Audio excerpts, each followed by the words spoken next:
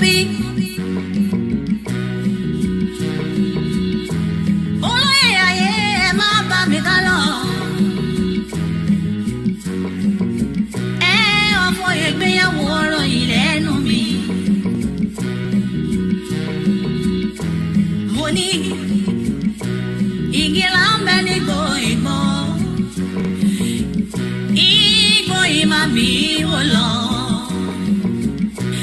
Àràbà yìí wá ń gbìyànjú kò dọ́mọ kó wà lárẹ́rẹ́ lọ. Igi ńlá ìyọ̀ wà lóhun tó máa fi ṣàràbà lóore. Oníwíwọ́ ní káràbà ìlọ́wọ́ láwùjọ igi. Onílé wo e kò máa gbúdọ̀ wò. Àràbà ní ẹgbùdọ̀ wọ láwùjọ. Ṣọ́dá àbáwọn sọ fúnlàní wọ̀nyí bó ṣe ń pa wá. Ṣó wá sùn ọkọ̀ máde ẹ mọ́ ṣe bẹ́ẹ̀ kó jáwọ́ ní. Àwọn àgbààgbà ikọ̀ wọn kò tíra mú odò sí wa kó wà láyé rẹ̀ lọ. Ó máa ṣe òye kò máa gbúdọ̀ wò. Àràbà ní ẹgbùdọ̀ wọ láwùjọ.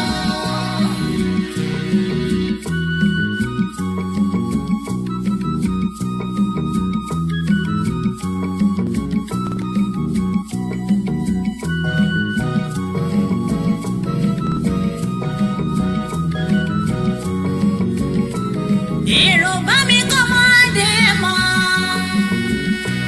Èmi kí ọmọ yíyan ilẹ̀ akíkanjú ọkùnrin ogun. Èrò bá mi kọ́ mọ́ wọn ní ipò ọmọ rẹ̀.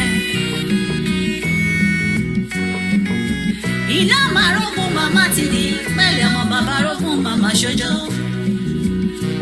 Sunday ẹ̀yẹ tó má ṣe bọ́ kí yẹn ò sí ní gbọ́mọ́. Òrìṣà tí ó ṣe bọ́kọ̀ ọmọdé mọ́ ni ṣe bí yẹn ò kọ́ mọ́ lágbẹ̀dẹ. Ẹ bá lè jẹ́ ẹ̀bọ̀nà jẹ́. Adéyẹmí ọmọ sọ kọ̀ọ̀kan láì dá. Kìkì orí tó máa kọ́ ni wípé Yorùbá nation ìlógún ìbá kìíní. Ẹ̀dá bí rẹ̀ ṣọ̀wọ́n òye kó máa gbọ́dọ̀ wò. Kò máa gbọ́dọ̀ wò, onílé wò e. Ọmọ Yorùbá ẹ jẹ́ ká rórí. Ọjọ́ wo ni wọ́n dalẹ̀ Ifẹ̀ tán gangan? Àwọn kan sáré kó lè dára. Èrè bó bàjẹ́ kókò mi làwọn kan sá. Ṣó dára kí dára ṣó ìwà lọ́kùn. Yorùbá ìrònú kẹ́lọ́ fi mọ̀ ṣọ̀kan. Ọ̀tá ló pọ̀ tán ìwà ká. Kó máa gbọ́dọ̀ wò. Àràbà ní ẹgbùdọ̀ wọ láwùjọ.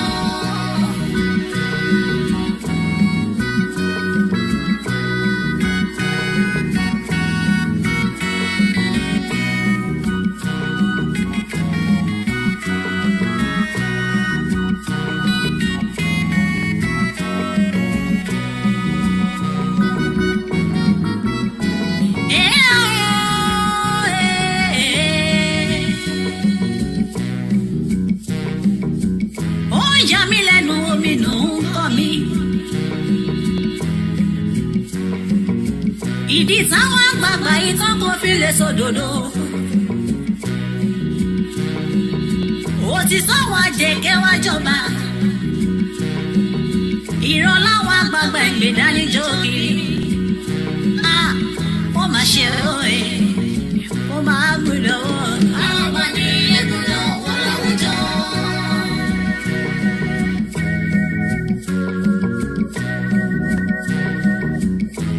Ọba mẹ́wàá ìgbà mẹ́wàá yóò máa lòlẹ̀ ayé gbó. Lọ́ba lọ́ba lóye lóye Yorùbá. Mo bẹ̀ yín ẹ ṣayé ìrè. Kò bàjẹ́ láyé Olúgbọ́, kò má bàjẹ́ láyé Àrẹ̀sà o. Kò má torí tí yín bàjẹ́ òye. Abẹ́ òrí. Àrùgbó Yorùbá ó máa fọwọ́ rọ́ọ̀rì kú mọ́. Ẹ sí kiri. Ọlọ́pọ̀ lè lóko nílẹ̀ Yorùbá mọ́. Kíjokíjo lọ́dọ̀ ló wọ̀n yìí wá ń sáré kiri.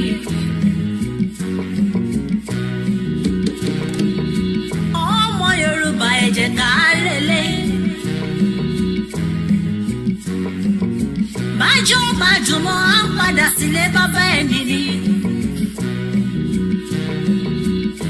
Ṣebí ewúrẹ́ yẹn ò lọ ṣọmọ ya àgùntàn. Àgùntàn ló ní màmá mi òbí dúdú òye.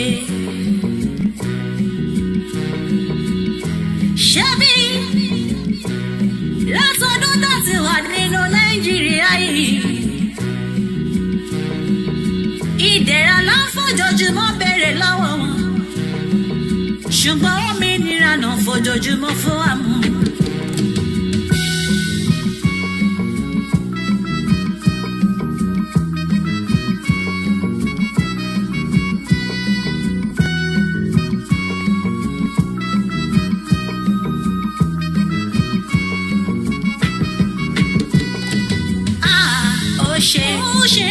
Àsìkò ti tó, ilé tó lọ, òmìnira làfẹ́ o. Ó ṣe, àsìkò ti tó, ilé tó lọ, òmìnira làfẹ́ o. Ó ṣe, àsìkò ti tó, ilé tó lọ, òmìnira làfẹ́ o.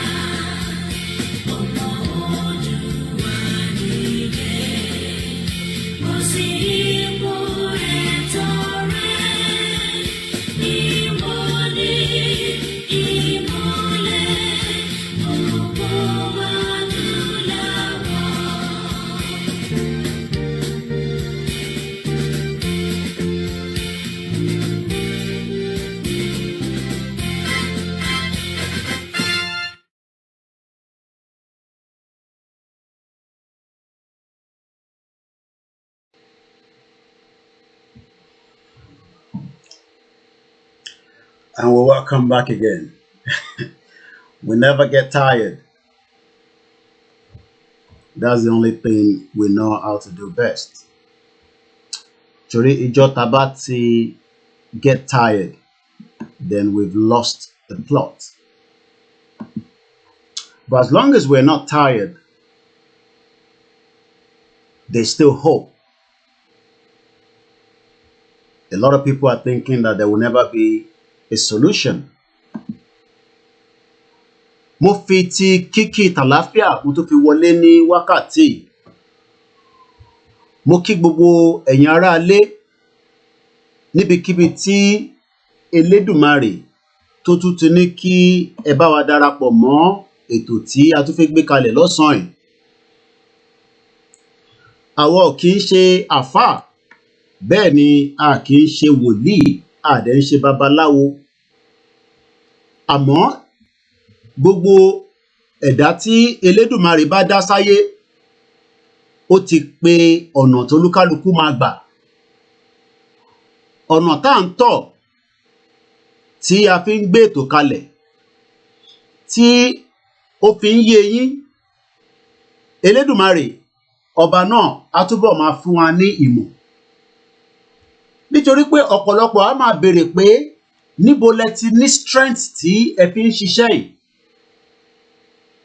Mo kọ́kọ́ kí gbogbo ẹ̀yin èèyàn Ọlọ́run pàtàkì ní gbogbo ibikíbi tá a bá wà, nítorí pé kò sẹ́dá kan tó wà láyé tó máa sọ pé nǹkan kan ò sí lókè àfi tá a bá fẹ́ parọ́ fúnra wa.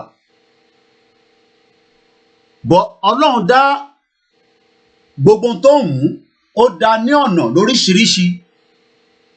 Ó dá wa ní ẹ̀dá tí tá bá sọ̀rọ̀ ó lè má yé wa, àmọ́ a máa fi ọkàn bá lọ. Mo kí gbogbo Kristẹni àtẹni tí kò kí ń ṣe Kristẹni tó jẹ́ pé bóyá fún ìdí kan àbí ìdí kejì ó ní inú ilé Mùsùlùmí ló bí òun sí, àmọ́ ẹ̀sìn Kristẹni lòun ṣe. Mo kí gbogbo ìjọ pátápátá, bẹ́ẹ̀ ni mò ń kí gbogbo àwa Mùsùlùmí. Ẹlòmíì ò tí ì dé Saudi Arabia, ó kàn ń gbọ́ sétí, but ó láníyàn pé ìjọ kan máa wáyé, èmi náà rìnrìn àjò yẹn. Mo kí gbogbo àwọn àfáà níbikíbi tí olúkálukú wà. Bẹ́ẹ̀ ni mò ń kí àwọn oníṣẹ̀ṣe wa níyà lọ́mọdé lágbà. Mo kẹ́yìn tẹ́ jù mí lọ, mo kẹ́yìn ìyá wa, ẹ̀yin bàbá wa. A kí àwọn tí kò tí gbàgbọ́, nítorí pé ìntà ń jà fún bó bá délẹ̀ tán gbogbo àná la máa jàǹfààní ẹ̀. Ibi tó yé wọn dé làwọn fẹ́ ń tọ́ pé bí a ta bá tún Nàìjíríà ṣe, Yorùbá ní ayé gbé níbẹ̀. Àbá ọmọ Yorùbá kankan jà, ọ̀rọ̀ la fi ń gbé yẹ̀wò, la fi ń bára wa sọ. Mo kí gbogbo ẹ̀yin tí ẹ ní ọgbọ́n, tẹ ní òye. Mo kẹ́yìn àgbàlagbà. Mo kí bàbá wa Olúgbọ́n. Bẹ́ẹ̀ ni mò ń kí bàbá wa Kábíyèsí Ọọ̀ni of Ifẹ̀ Ọ̀jájá II. Mo kí bàbá wa Láàfin. Mo kí gbogbo ẹ̀yin ọba ilẹ̀ Káàárọ̀ Òjíire. Bẹ́ẹ̀ là ń kí gbogbo àwọn baálẹ̀ àtàwọn sọ̀ǹgbèsọ̀ǹgbè tó wà lábẹ́ yín. A tún wọlé pẹ̀lú kíkí tàlàáfíà, kò ń ṣe bíi tìjà la gbé wá. Àmọ́ ìbéèrè tí màá máa béèrè ní gbogbo ìgbà ni pé àtọba àti àwọn èèyàn ẹ̀, ṣé gbogbo wa máa wà láyé forever? A ti gbọ́ pé àwọn ọba ti wàjà rí, bá àtẹ ẹ̀mọ̀ tẹ́lẹ̀, a máa rí bàbá wa Olúbàdàn fìbàdàn tó wàjà láìpẹ́ yìí, àtàwọn bẹ́ẹ̀ bẹ́ẹ̀ lọ. Ọba kan ló ń jẹ nígbà kan nílé Ifẹ̀ kó tó di pé bàbá wa Kábíyèsí Ọọ̀ni òrìṣà kó tó di pé àwọn náà gbẹ́sẹ̀ síbẹ̀. Ìbéèrè wa ni pé ǹjẹ́ tí gbogbo wa bá dàgbà tá dògbó àti bàbá wa Ọọ̀ni of Ifẹ̀, nítorí gbogbo wa máa wàjà níjọ́ kan, we are not going to be here forever. It's just a matter of ìgbà wo ni ìrìn àjò olúkálukú máa dé. Ǹjẹ́ tí gbogbo wa bá wá lọ tán, tá bá tẹ̀ ń bojú wẹ̀yìn, kí la fẹ́ máa rí, kí la fẹ́ máa fi ọkàn bá lọ pé after tí gbogbo wa ti dàgbà tá ti dògbó, nítorí pé àtọba àti joyè àtẹni tó wà nínú bẹ̀ àtẹni tó sí nínú bẹ̀, gbogbo wa máa wàjà níjọ́ kan náà ni. We are gonna go. Èmi á máa fún gbogbo wa ní 100 years fún èjì tó wà lọ́wọ́ wa nísìnyí, kólúkálukú máa add 100 years mọ́ èjì ẹ̀. Níbo lẹ fẹ́ jẹ́ kí ìran Yorùbá, níbo lẹ fẹ́ jẹ́ kó wà? Nítorí pé intẹ́yìn rí nísìnyí kò ju pé intí Elédùmarè, ibi tí làákàyè bíyàn bá ń wọ̀ nǹkan, ó depend on ibi tó bá lè wò dé, níbi tí ojú yìí bá dé. Ìjà tá ń jà kò ń ṣe bí ìjà pé fún àǹfààní ara wa. Ọ̀pọ̀lọpọ̀ rò pé bí àǹfààní ara wa ni, bọ̀ wọ́n ń pè nǹkan kan ní káṣà máa sacrifice, nítorí pé àwa kan wà concern fún ọjọ́ iwájú, ọjọ́ ọ̀la ìran ọmọ Yorùbá. Mo kí gbogbo ẹgbẹ́ kọ̀ọ̀kan tó wà nílẹ̀ Yorùbá pátápátá, àti èyí tó náà fẹ́ ṣe politics nínú Nàìjíríà àti èyí tó ṣe politics. Ìdájọ́ kan tí mo mọ̀ ni pé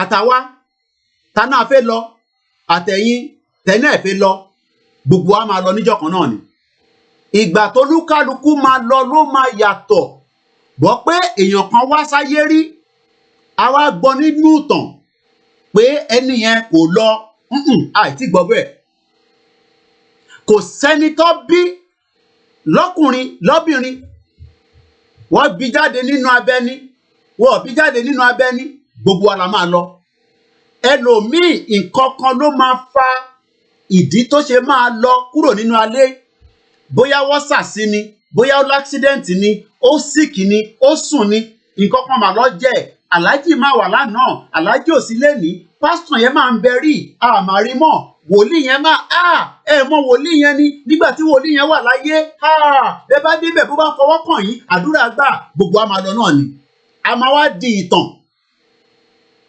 so àwọn tí wọ́n ní ká wà nínú Nàìjíríà ìtàn wo ló máa fi sílẹ̀ nígbà táwọn bá ti lọ tán àtẹ̀mí àtàwọn torí pé gbogbo àná la máa lọ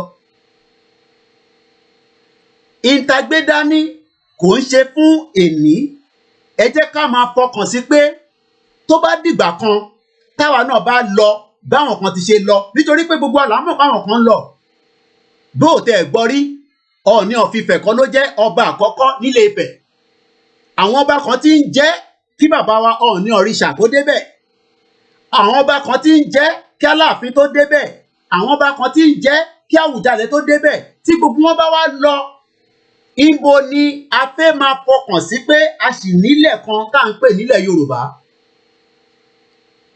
bẹ́ẹ̀ bá ń bínú sí wa pé torí pé a ní àbá wọn ṣe mọ́ nínú Nàìjíríà ṣèbí à ń bá wọn ṣe náà nígbà kan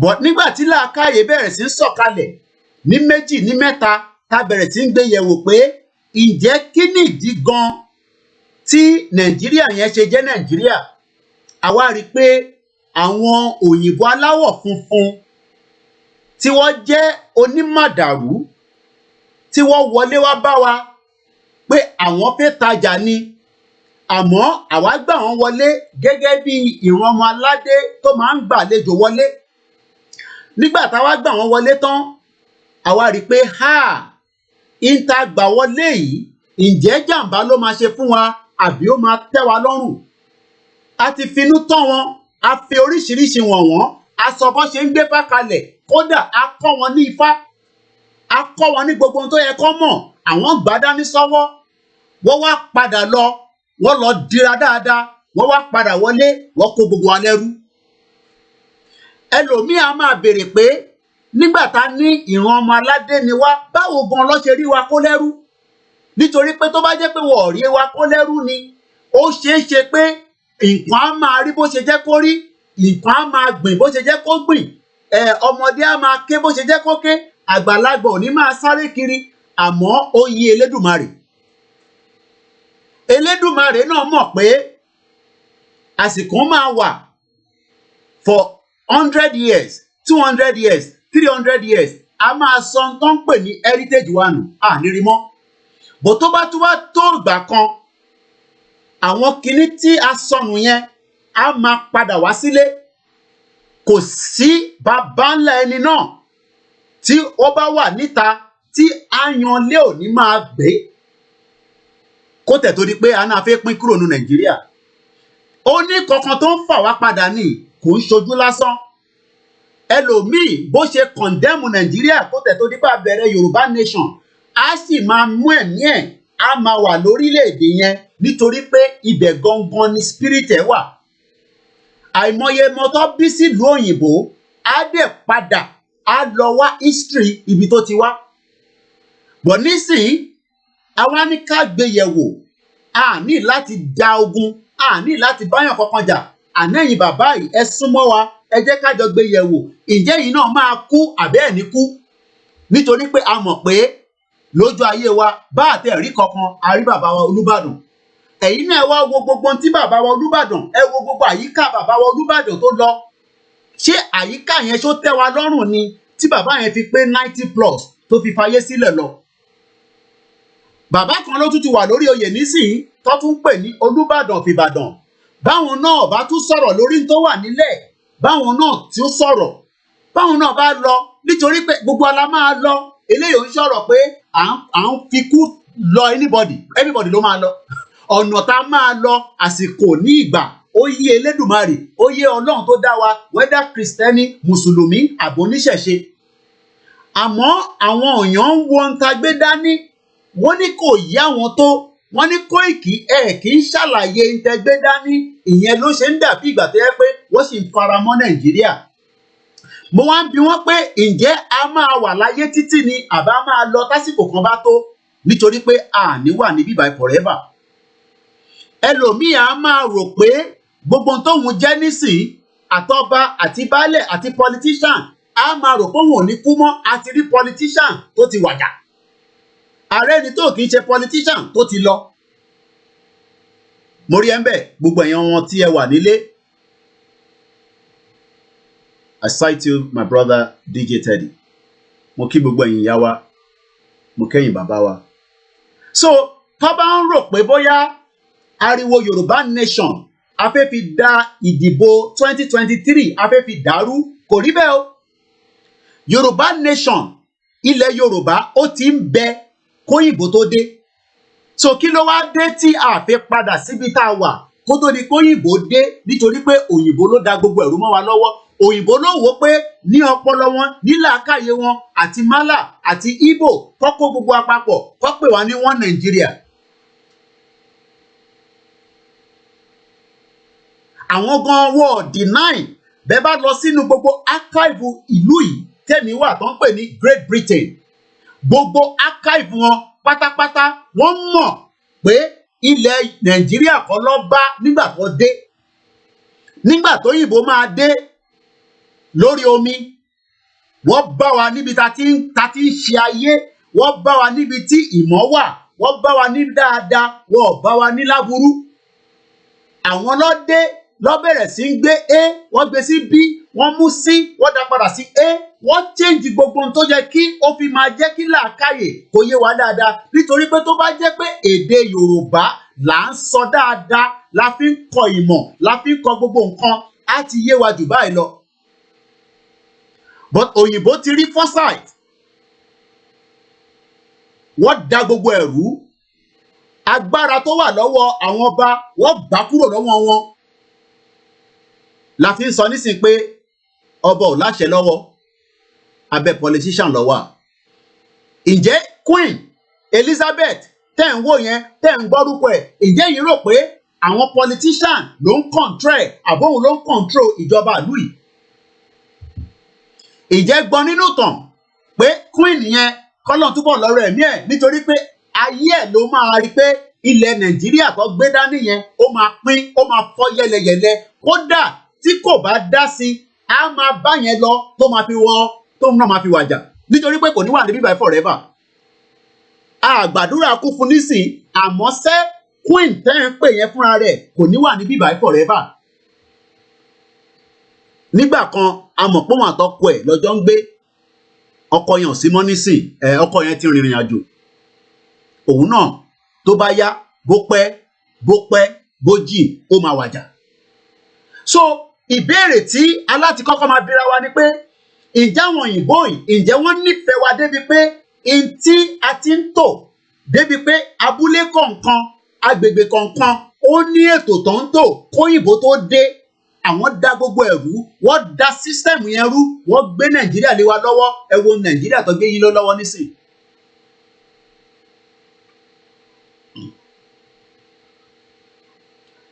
ẹni tó wà ní agbègbè ilẹ̀ Yorùbá kọ̀ọ̀kan n tó mọ̀ ni pé inú Nàìjíríà lọ bí òun sí so kí lẹ fẹ́ gbóhùn kúrò nínú Nàìjíríà bọ̀ kò mọ̀ pé inú Nàìjíríà kọ́ lóun wà ilẹ̀ Yorùbá náà ló wà ọkọ̀ forúkọ ìbò lórí ni ẹ mọ̀ pé nísìnyí kó lè yé wa dáadáa lágbọ́yé Nàìjíríà tẹ́ ń rí yẹn camouflage ni wọ́n kàn fi orúkọ wọ́n fi bò lára bọ̀ ilẹ̀ wa gangan la wà kò ń ṣe pé ta bá ní a máa pín a máa lọ sí ilẹ̀ Ìgbò a máa lọ sílẹ̀ Haúsá àti ní tó ń pè ní boundary tiwa ó níbi tó dé ó níbi tá a mọ̀ sí àwọn òyìnbó gan tún jí nínú boundary wa wọ́n jí mọ́ àwọn ìlú tó kù òyìnbó wa mọ̀ pé tó bá tó àsìkò kan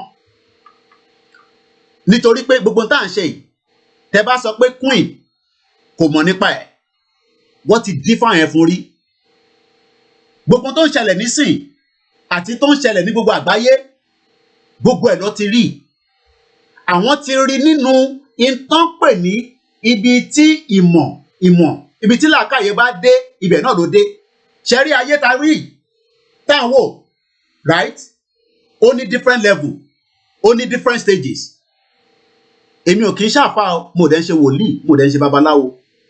But níbi tí ìmọ̀ tí a rí ìmọ̀ ta kà dé, tó bá sọ pé nǹkan mẹ́tẹ̀ẹ̀ta yẹn òun nìkan ni a máa fi kúrò nínú ayé yìí ká máa fi lọ sáyé míì, you are wasting your time. Nítorí pé Ọlọ́run tó dá ayé fúnra rẹ̀ ó mọ bó ṣe dá, ó mọ bó ṣe ṣètò ẹ̀. Àwọn kan tí wọ́n rò pé àwọn lè change ẹ̀, àwọn lè direct ẹ̀ síbòmíì tó wù wọ́n, àwọn ló dàbí ìgbà tó yẹ pé ayé yìí ò fi balance.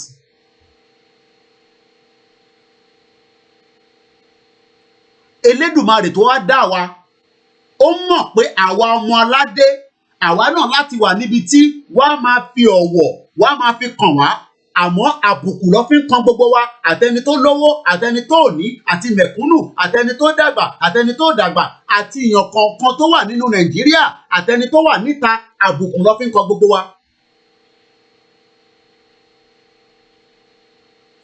Àmọ́ ìtàwọn kan rí nísìn ni pé ọba yẹn ní mọ́tò tó tóbi, ọba yẹn nílé tó pọ̀, ṣé ọba yẹn ò ní kú mọ́ ni? Ọba yẹn máa wàjà níjọ́ kan. Gbogbo ọba tó wà lórí ilẹ̀ adé Nàìjíríà nísìn, gbogbo ọba pátápátá mo bù wọ́n ní another 100 years lórí age wọn. 100 years, no more than that. Ẹ̀yin ẹ máa bá mi add age tó wà lórí gbogbo àwọn ọba pátápátá. Ẹ máa sọ fún wọn pé Kóìkì fún wọn ní 100 years. Tó bá wàjà, ibo ni wọ́n fẹ́ máa fẹjú sí?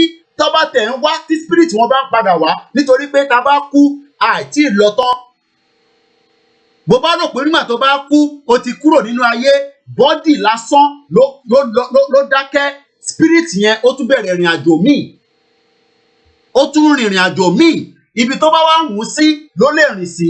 Ẹlòmíì á wá máa sọ pé Babátúndé nígbà tíyàn kan bá kú nínú ilé ẹ̀ tó bí ọkùnrin á ní Aláàjì ẹ bá má lọ, àmọ́ a dúpẹ́ pé Babátúndé ti dé.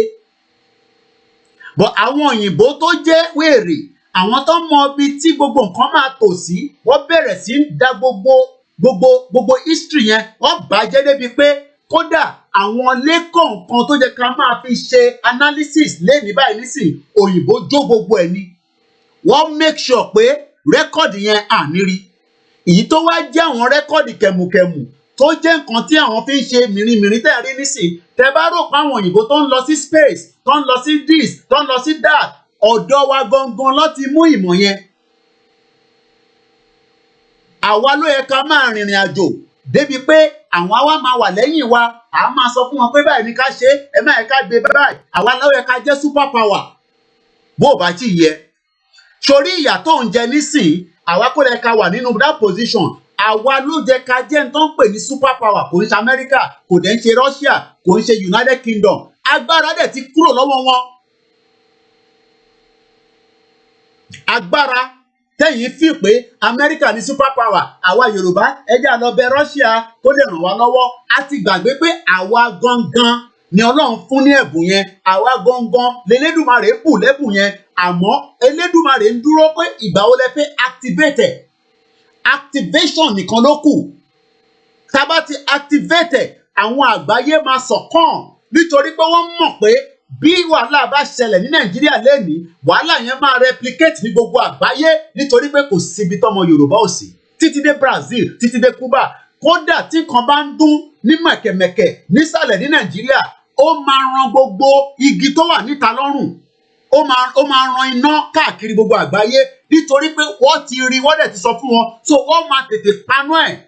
Wọ́n dẹ̀ ní ká máa lọ, àmọ́ àwa ń dúró, à ń bẹ̀ wọ́n kó jẹ́ ká lọ.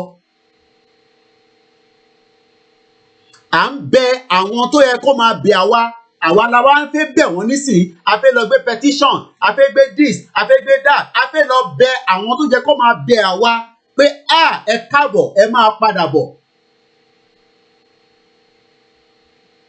Àmọ́ value in tó ń pè ní Yorùbá, àtẹ̀mọ́ value in tẹ́lẹ̀dùmarè tó create ní gene síyàn kankan lára.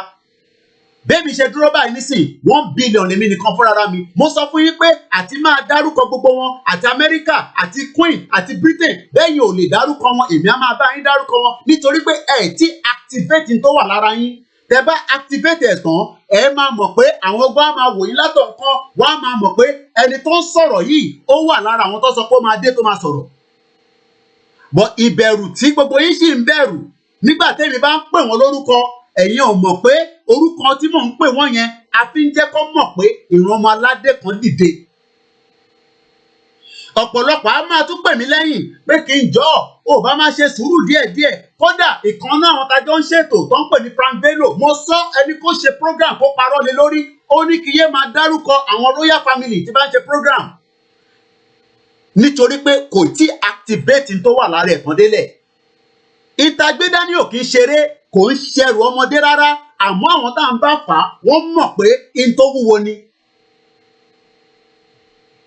bẹ́ẹ̀ bá ní ká má sọ̀rọ̀ sáwọn ọba kò ń ṣe pé àti máa sọ̀rọ̀ sí wọn kọ́ ni problem àmọ́ ṣé èmi fún wọn ní 100 years lé èjì wọn tó bá kú tó wàjà tó lọ síbi tó ń lọ gbogbo tó máa fi sílẹ̀ òun náà láti ń rí bó bá wọn Tinubu kó máa káàkiri gbogbo palace ọba tó wà nílẹ̀ Yorùbá bó bá wọn àwọn ọba kó máa sọ pé àwọn fàṣẹ lé irọ́ ni àṣẹ kankan sí níbẹ̀ mọ́ nítorí pé Ọlọ́run bá wọn sọ nínú kọ̀rọ̀ nínú iná kakọ̀ sí wọn àmọ́ ẹ̀rù ń bà wọ́n láti sọ jáde bó bá àwọn kan máa sọ pé àwọn alálẹ̀ gbọ́wọ́lé irọ́ lọ́pa kò sí kankan tó ń jẹ́ bẹ́ẹ̀ ẹ sọ fún Ọọ̀ni òrìṣà pé kò sí kankan tó ń jẹ́ bẹ́ẹ̀ ẹ sọ fún gbogbo àwọn ọba aláyé pátápátá pé irọ́ lọ́pa Elédùmarè sọ bẹ́ẹ̀ àwọn ni wọ́n ń sọ tó wù wọ́n jáde láti sọ pé àwọn fàṣẹ lé kí Tinubu lọ jẹ Nigerian president wọ́n mọ̀ pé Nàìjíríà yẹn bàbá 419 ni kò sí kankan tó ń jẹ́ Nàìjíríà Ọlọ́run ò dá wa pé Nàìjíríà ni wá bó bá wá wù gbogbo ọba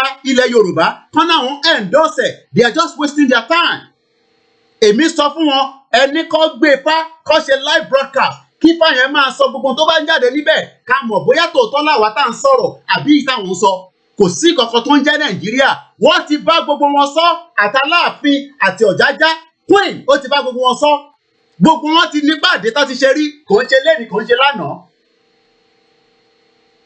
bẹ́ẹ̀ bá rò pé gbogbo tó ń lọ ní Nàìjíríà kò mọ̀ nípa ẹ̀ gbogbo wọn ló mọ̀ nípa ẹ̀ àmọ́ àwa tí a jẹ́ ọmọ ìran yẹn gangan àwa là ń bẹ̀rù àwa ń gbé ní kékeré à ń bẹ̀rù a fẹ́ máa sàwọn ọ̀rọ̀ tó máa affect wọn tó máa mú iná sínú ọ̀dọ̀ wọn pé n táwọn ọmọ yìí sọ sẹ́ẹ̀ bẹ́ẹ̀ bá react nǹkan máa ṣẹlẹ̀ ẹlòmíà ní bò bá má gbé ọ̀nà bẹ́ẹ̀ yẹn má tún lọ sí direction yẹn ara ń tà ń sọ náà nìyẹn.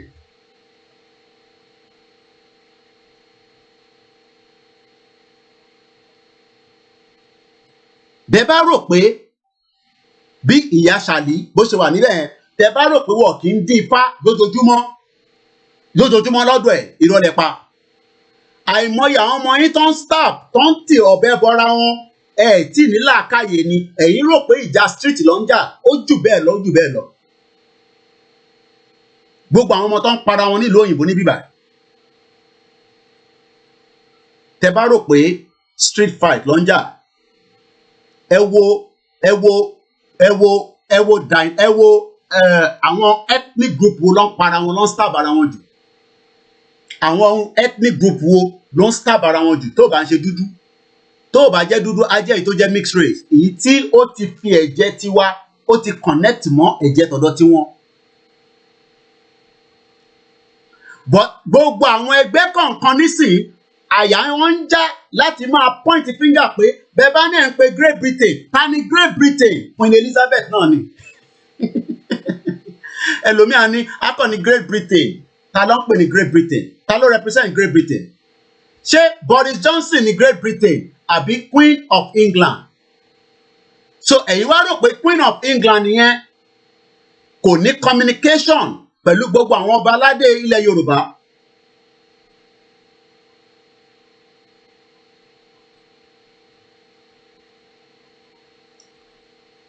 kò dẹ̀ ṣe ní lọ́tà wá wọ́n ti tà wá tipẹ́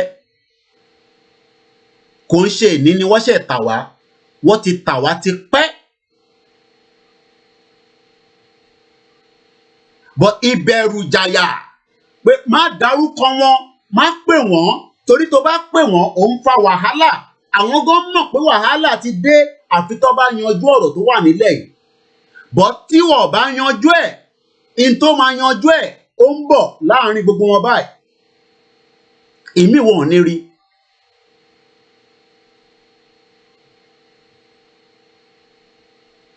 In tó ń bá dé pẹ̀lú gbogbo wọn ó kù díẹ̀ ń sọ̀kalẹ̀ bọ̀ eléyìí ò ń sọ̀rọ̀ gbàgbòsí oní AK spiritually ni mo ń sọ̀rọ̀ nísìn gbogbo tẹ́ ń rí tó ń lọ lágbàáyé nísìn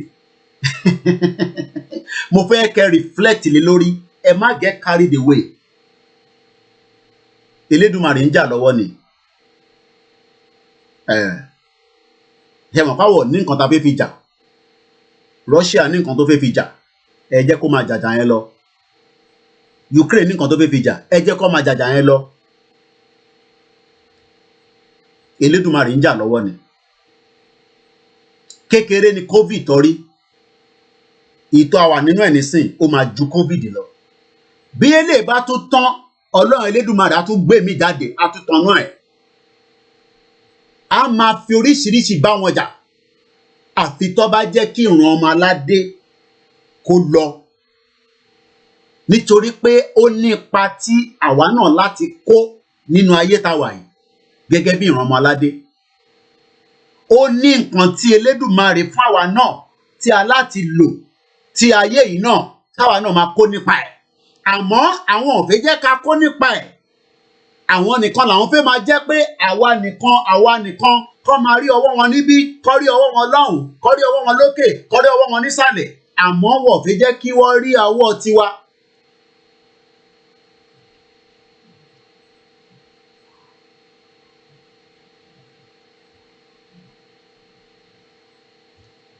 mo kí gbogbo alẹ́ nǹkan sí bẹ́ẹ̀ ni mò ń kí gbogbo èèyàn ọba aládé àwọn tó máa jàjà yẹn ó ju agbára tiwa lọ wọ́n dẹ̀ máa jàjà yẹn délẹ̀ nítorí pé wọ́n ti rí ẹkún ọmọ káàárọ̀ òjìrè ní gbogbo àgbáyé àwọn kan sunkún lójoojúmọ́ omi jẹ́ ẹkún yẹn ó ti débi tó yẹ kó dé olúkálukú máa fara gba ẹni tó bá dúró dáadáa gan afáragba ní tó wà nílẹ̀. Don't lose focus especially gbogbo tó ń lọ lágbàáyé ẹ má pity anybody ẹ jẹ́ káwa máa pity ara wa nítorí pé àwa gan fúnra ara wa gan a need the pity. Don't put too much sentiment and sympathy on what is going on. Àwọn òyìnbó ti damage wa for so long. Àwọn òyìnbó tẹ̀ ń rí they've damaged us. Ìran aláwọ̀ dúdú tẹ̀ ń wò yìí. Gbogbo nǹkan lọ́dẹ̀ ti fi damage wa. Everything ló ti fi damage wa.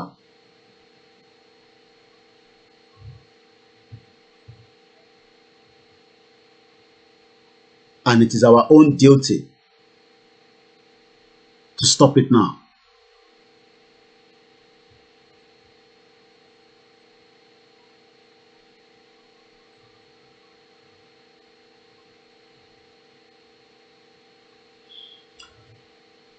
They would try everything to want to stop Yoruba nation. But the vehicle has already started and it is too late to stop it. The only thing they can do now only let the people have that freedom.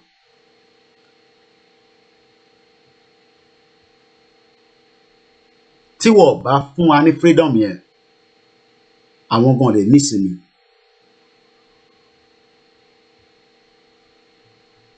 Kékeré ni gbogbo tẹ́ ń wò tó ń lọ lágbàáyé nísìn. In tó máa ju agbára tí wọ́n gan lọ. Ó kù díẹ̀, ó ń súnmọ́ wọn báyìí.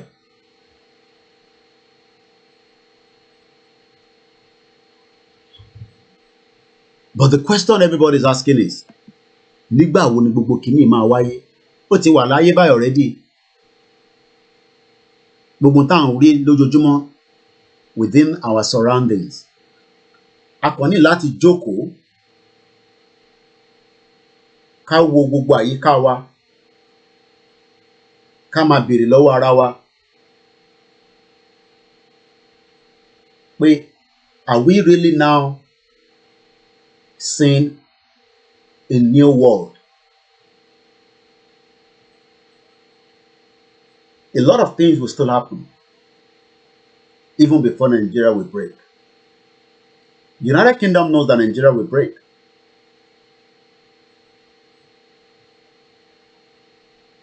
But they're still working on their own selfish interest.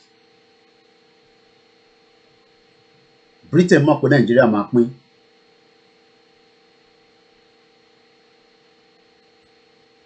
Britain wọ́n mọ̀ pé Nigeria will break. There's no doubt about that. United Kingdom.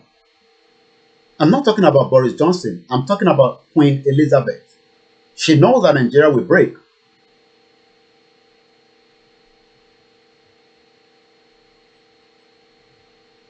They've lost the plot. It should not have gone in this direction.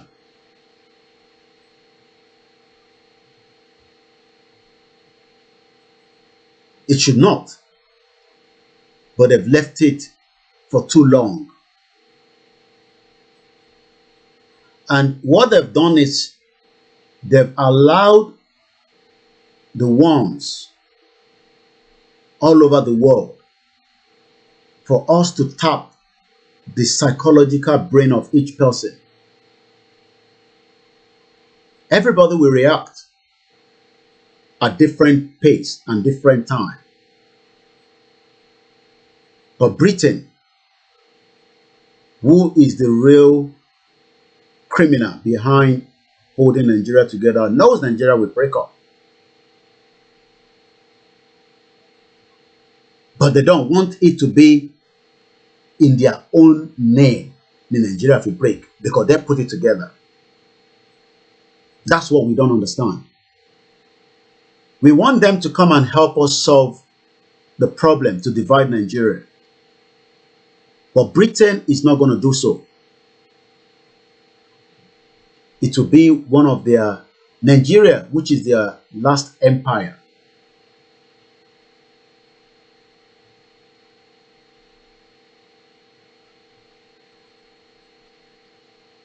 The moment London Bridge goes down, the world will change again. Not just in Nigeria, even as far as Australia. Some of the other territories will revoke being known as part of the empire. And they are trying to hold us together. One try láti dìímú for as long as the London Bridge is alive. Àwọn tó bá mọ tí mò ń pè bẹ́ẹ̀ nísìnyí, ó ti yé wọn. But the moment London Bridge goes down,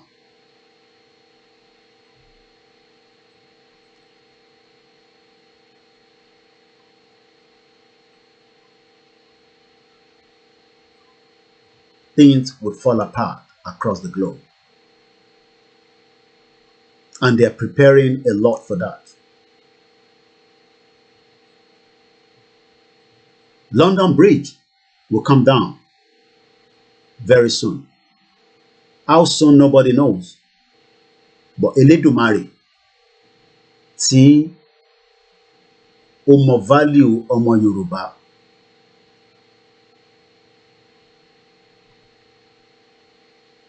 knows that London Bridge will come down.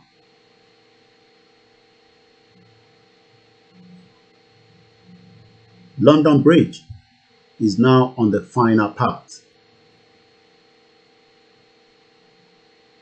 London Bridge is slowing down gradually. The strength for London Bridge is no longer as powerful as it could be. And that London Bridge would eventually start winding down. And that will pave way for so many new things around the world.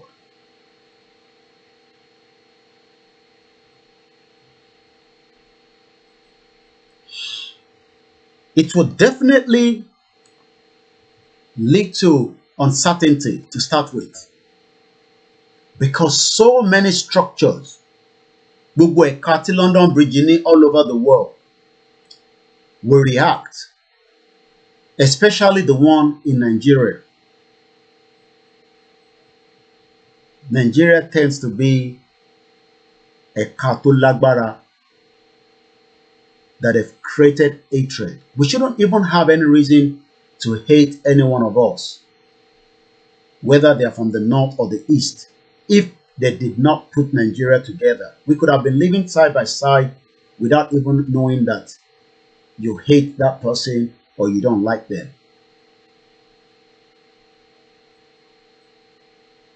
I've seen a video. I've kept it in my archive. Some of you must have watched it before. I won't play it now. But these are the preparations should London Bridge goes down. I saw the video on Twitter about some few weeks ago, and I downloaded it and I've sent it to my archive.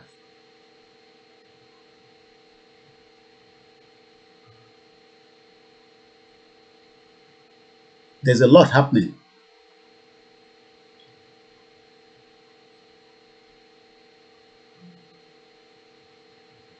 Around the world. And the moment London Bridge finally goes down, it will open a new dawn.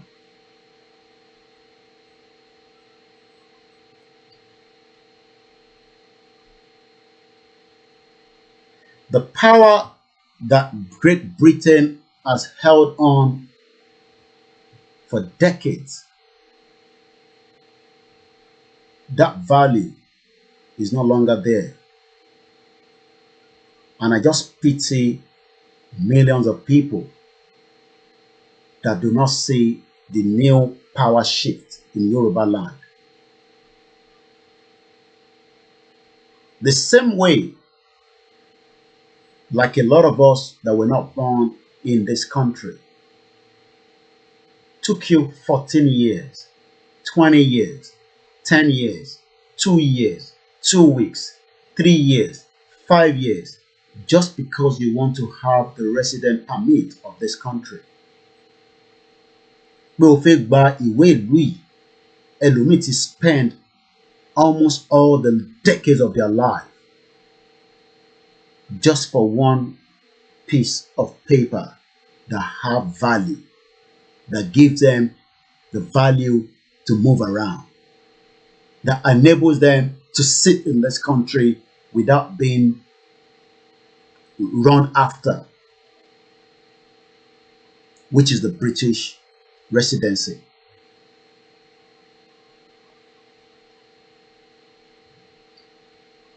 But the Yorubas,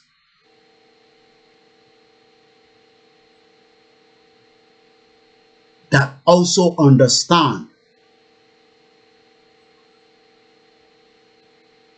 that in future to come, people will be running to Yoruba land just to get their resident permits. That is when you will understand the value that the Yorubas have. Ní ìgbà yẹn la máa mọ ìdí tí ó ṣe pàtàkì ká dá dúró gẹ́gẹ́ bí orílẹ̀-èdè. The same way that millions of Nigerians wants to access Great Britain, trillions of people would like to access Yoruba land when the time comes. It does not matter what strategy that Britain is pulling from the Buckingham Palace up to any of their branches around the world to keep Nigeria together. Spiritually, it's broken. All they're doing now is physically trying to hold it for when we are ready to go. They've told them that we're gone, but we are the one to activate it. They are not going to activate it for us.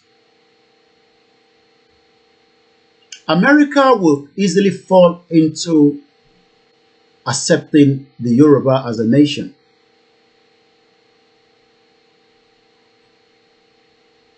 Because America is not the genesis of Nigeria.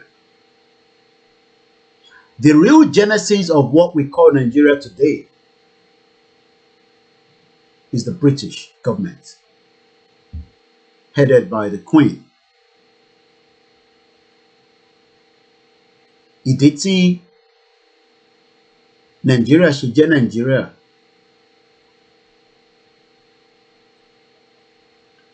she was briefed of so many things prior to today.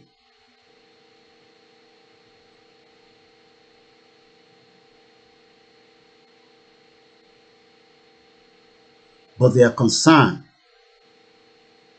that we might outshine Great Britain in years to come. Great Britain mọ̀ pé tílẹ̀ Yorùbá bá ti dá dúró, a máa outshine wọn.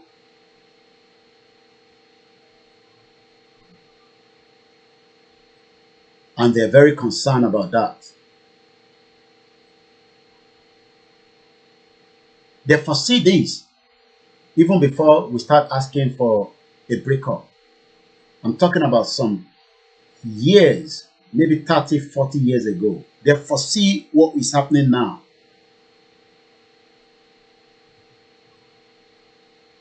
But our lama activity to get in there. But what we are doing, every one of us, is we're still going back to the criminals that brought this on us, to beg them, to plead with them, to let us go. Thinking that you will get that go from them.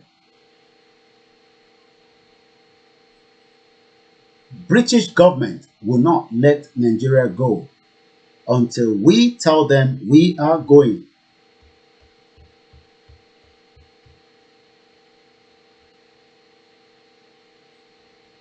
If we put an article in all the dailies in this country that in the next couple of days, the Yorubas in Nigeria will break away, that will lead to a conversation.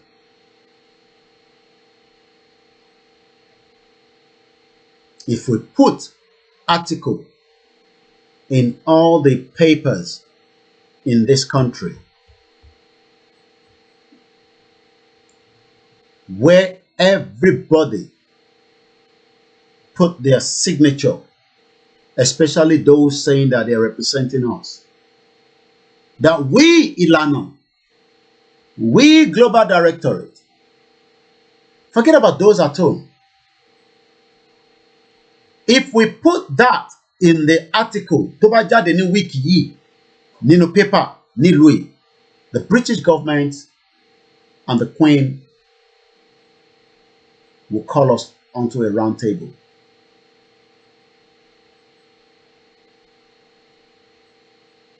But we are not ready because we are carried away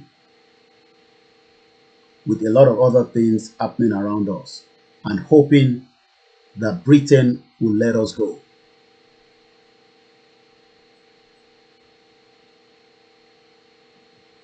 The same way the British government allows all these corrupt politicians to fly in on their private jet, or the one coming through BA, which is one of their favorite airlines. Each one of them is known in the system.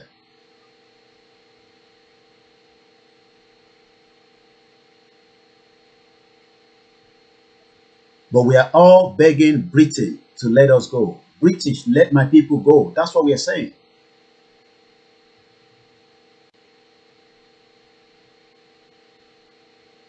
If we send that letter to all the editorials, some of them might use it, some of them won't use it. But I can assure you that is going to engage another conversation that will be added to the crisis that we are facing in Ukraine, Russia at the moment. We give them how many days, whatever days, that the Yorubas in Nigeria from this day will enforce not abide by anything Great Britain to start with. And those of us in this country will be the first to activate it. Our can be in the UK. Any application we are signing, we are filling, we are no longer going to add ourselves as Nigerians for those that have not become British citizens. Because not everybody here is British citizen. We will create a tension in this country that if you're going to anywhere or you are applying for anything, you are not going to put the asterisk Nigeria there anymore. We are Yorubas. You rule out Nigeria, you put Yoruba there, you submit it. Let them go and deal with that, not me.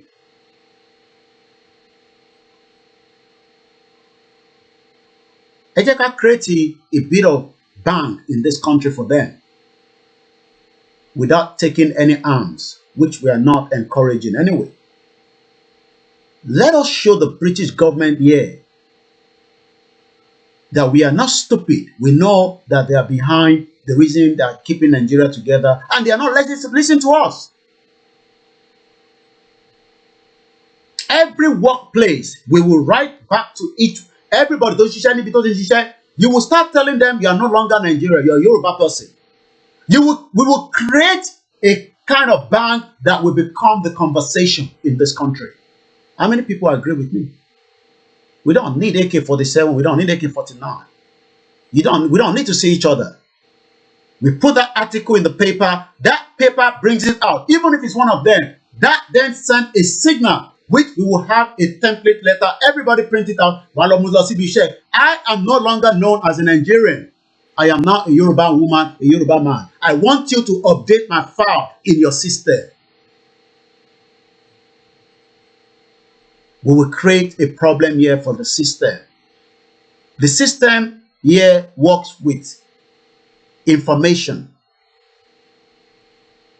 And that information that we are about to change would eventually create problem for them. I don't need those in America to do that.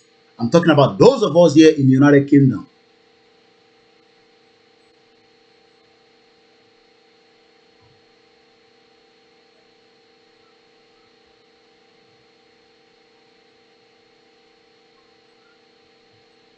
That doesn't cost us anything. We don't need to go and be shouting, British, free my people in front of number 10 Downing Street anymore. A máa kọ́kọ́ gbé lẹ́tà jáde tó máa jáde sínú paper Louis, and we will send copy to every radio station in this country that we, the Yorubas, living in this country, are no longer going to be known as Nigerians anymore. Let's start with that and see how the reaction goes. All our children, we will tell the schools, I will do so. I will tell the schools that they are no longer known as that application that I signed when they were coming in. That means you need to update the file, and I need a record of that. Let the school go and ask the British government what is going on. That is not my problem. Because my children will no longer be called that name in their school based on what we feel at the beginning. For those that probably don't have children that have British passport. And even if they have British passport, you must have filled at a particular point they are British Nigeria or whatever. We start changing our problems, and that will replicate almost every part of this country. That sends a signal officially that we are leaving and we don't want war.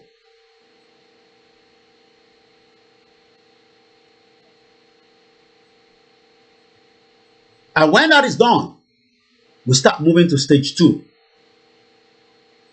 Every once in a week, everybody will not go to work.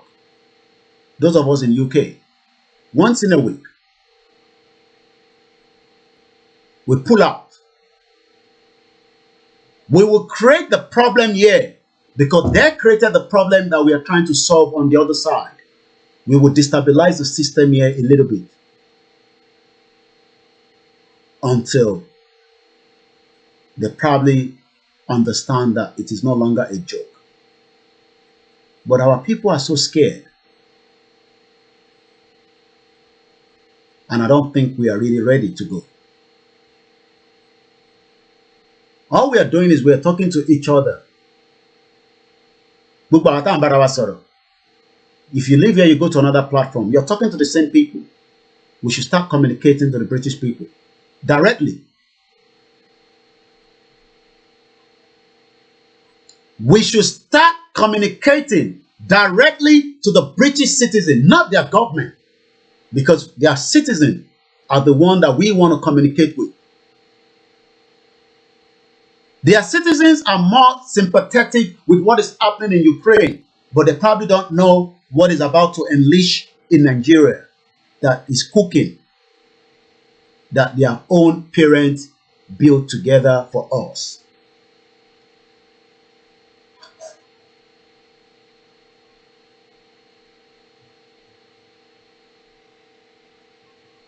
That should be the job of every organization now, to put a communique together among every one of them. And that communique will be sent out on a recorded delivery to almost anywhere we can think of, even to the smallest unit of this country. Every part of this country must receive that communication. Every embassy in this country must receive that communication. Every single one of them. Pata pata. That the Yorubas are no longer part of that amalgamation that has expired. That's if we are ready to go. Every one of them will receive that letter. And we'll give them a time frame. That will erupt a conversation with the British people, not the British government, because the people here will start asking the question, what is going on?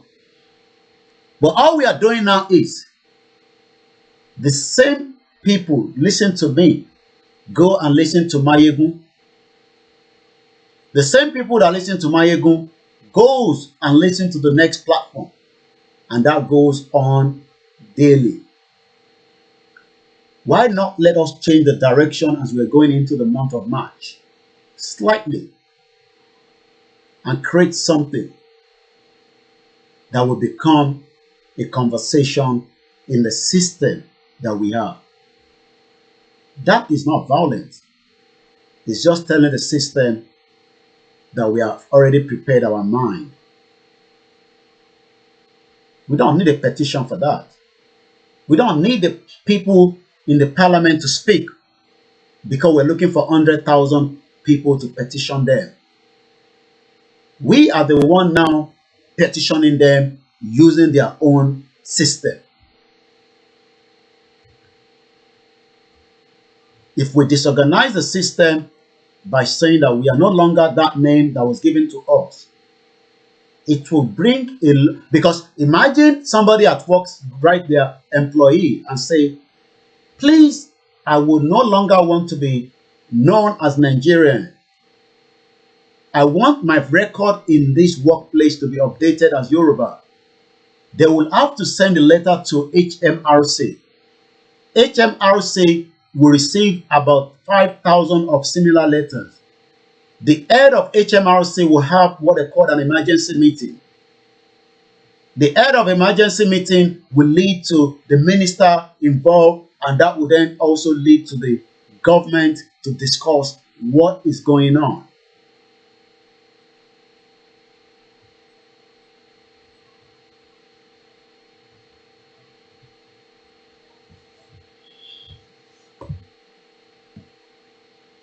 It's just a suggestion. We don't have to follow it.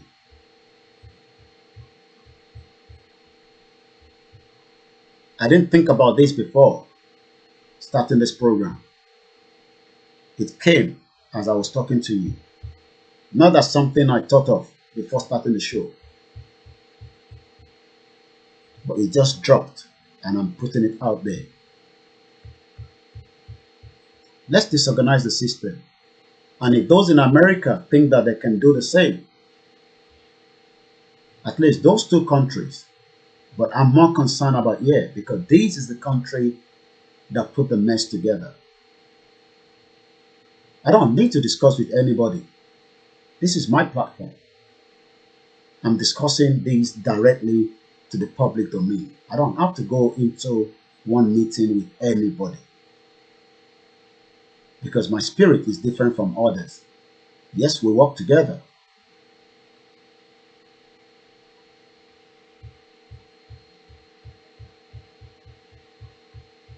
If we want self-determination, we need to activate it ourselves.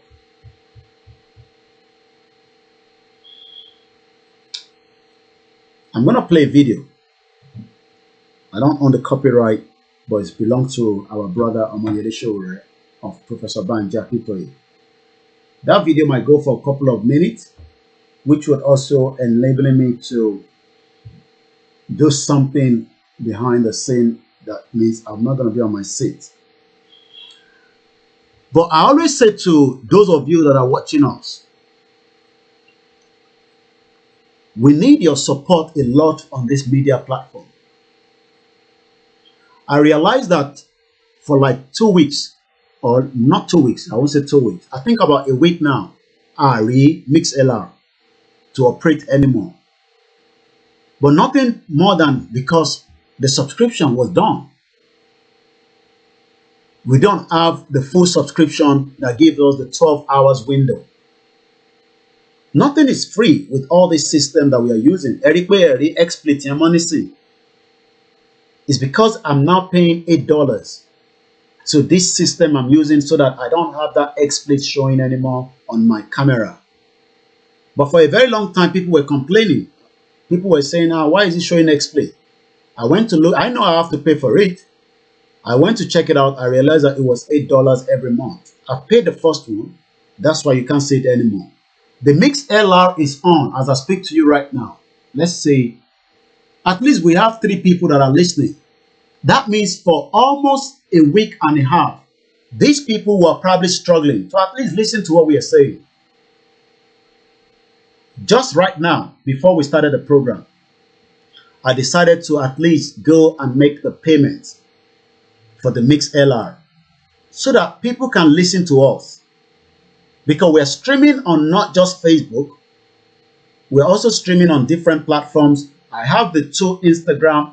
You cannot see it, but I have 2 mobile phones right in front of me. Right? And likewise,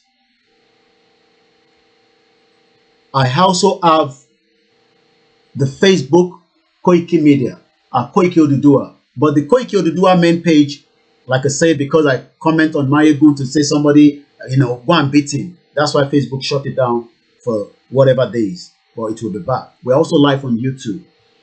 So if we hardly get this support, what you're looking at now is just like an invoice. And if you look at this was just sent to me at exactly 1:14 p.m. before we started this program.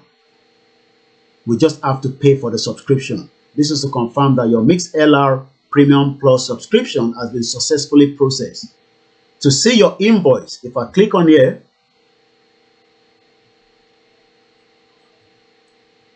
you can see that I've just paid for it up to the end of March. Almost $20. All these are part of a media. The same thing goes with you know, the Zoom, the XSplit, and other things that also work behind the scene. But if we do not have enough to the 28th, we probably lose another couple of weeks on the MixLR. And the question then is, if we are not getting enough, let me bring my camera in because I actually turned it off.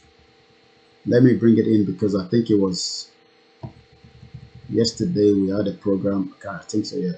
So let's bring it in back. Yeah, that's me there. So why am I saying this? Every time we say support the media, is because BBC has millions of pounds running every year to do whatever they want to do and tell us what they want to tell us, not what you want to listen. Because not everybody that is paying TV license is watching BBC anymore. You are probably stuck watching other programs like ours and other educational programs, which is completely different from what BBC is showing you now. But you still have to pay for the TV license, which I am paying as well. So we will continue to say your support is very, very important.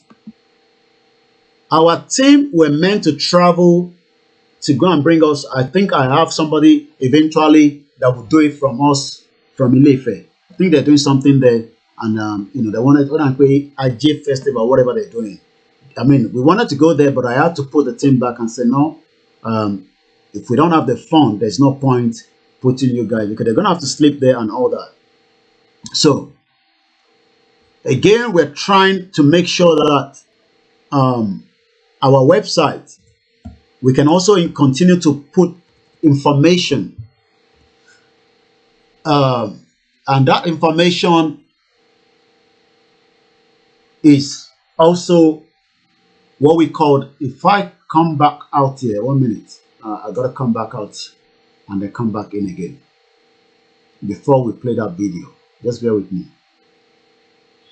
There's also something that I've just subscribed for, which enables us to have more short videos, because the videos of criminals, we cannot put those on the what's it called, on Facebook and YouTube, but I can put them on our website. But you can gain your lorry and all that. Those ones can be on our website for record purpose, because if not, we will lose plot of all these things. But if we have them stuck somewhere, as long as the website, we're paying for it and it doesn't come down, we won't have any problem losing them, even though we have them at the back end. So also this one, again, these at the moment, let me now change my screen again. It's called Vimeo, V-I-M-E-O. It gives us access to have multiple videos on the website. All these things are not free. You gotta have to pay for it. So this one now, again, if you look at it, it was 4 hours ago, just about 10 o'clock this morning. This is what it's gonna cost me after the 30 days trial.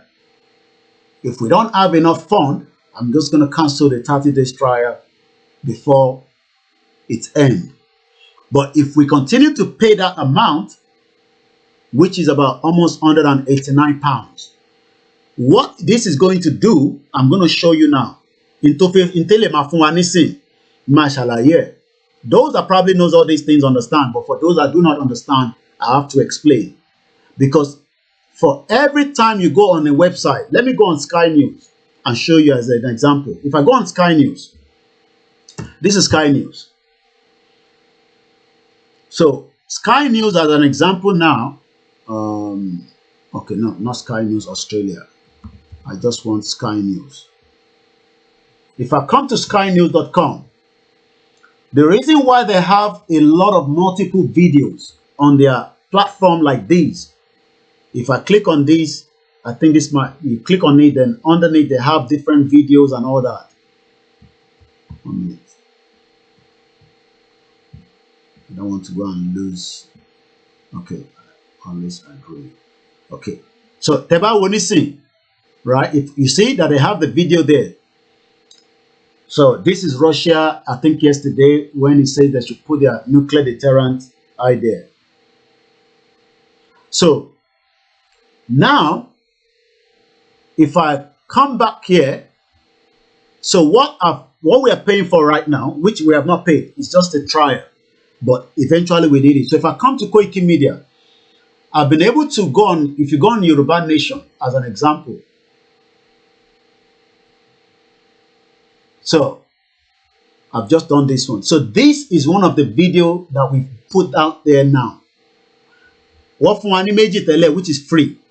If you look at this one and this one, this is Chief Sunday Igboho. I'm going to play this now. I'm sure some of you remember this video when he was going around each of the forest. You know, I'm sure you all understand why the Fulani continue to attack us. So I've uploaded these, but with these now, it gives us multiple upload of videos into the site. So around we can upload them and other videos that we cannot put on Facebook. So you need to make money video you can just go on our website. You can download that video and keep it for your own record as well. So that is the whole idea of having these. So upload any. So this is our own Facebook page, website. And then as time goes on, you know, these are the attacks from Fulanis. These videos, I can't put them, all these images, sorry, Facebook, straight away I'll be shut down. But you can go there, look at those videos, also use it for your own purpose of whatever you need them. All these are videos that will never go on Facebook. I'm sure you all understand the reason why. So, and there's little we can even show as this broadcast is going as well. Also, yeah, I think this one is where I thought to Igboho. If you go down, you also see, and we're going to be adding more information as we go along as well. So let's come back here.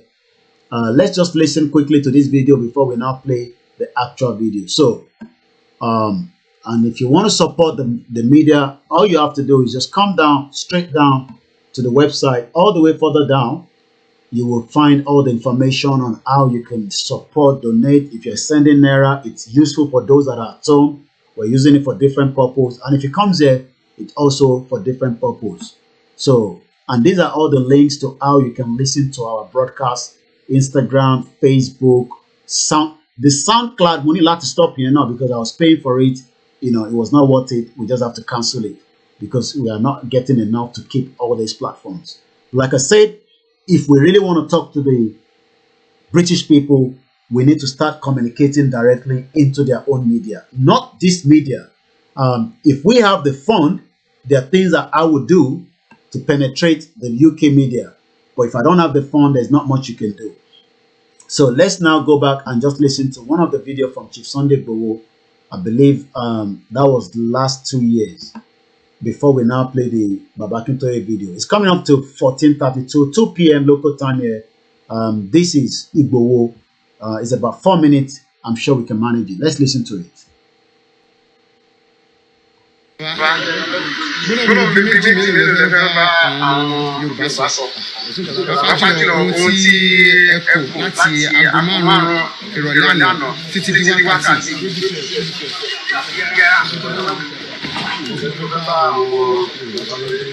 Then ṣe ní gbogbo ibi báyìí lára àwọn ibi tí kòkòrò tẹ̀lé Igboho lọ lélẹ́yìí o. I believe Omiyale has an update. I'm going to give us an update because a lawyer is now in place, you know, to file whatever they have to for Kokoro that was killed. So let's watch this video when Igbo Kishilele.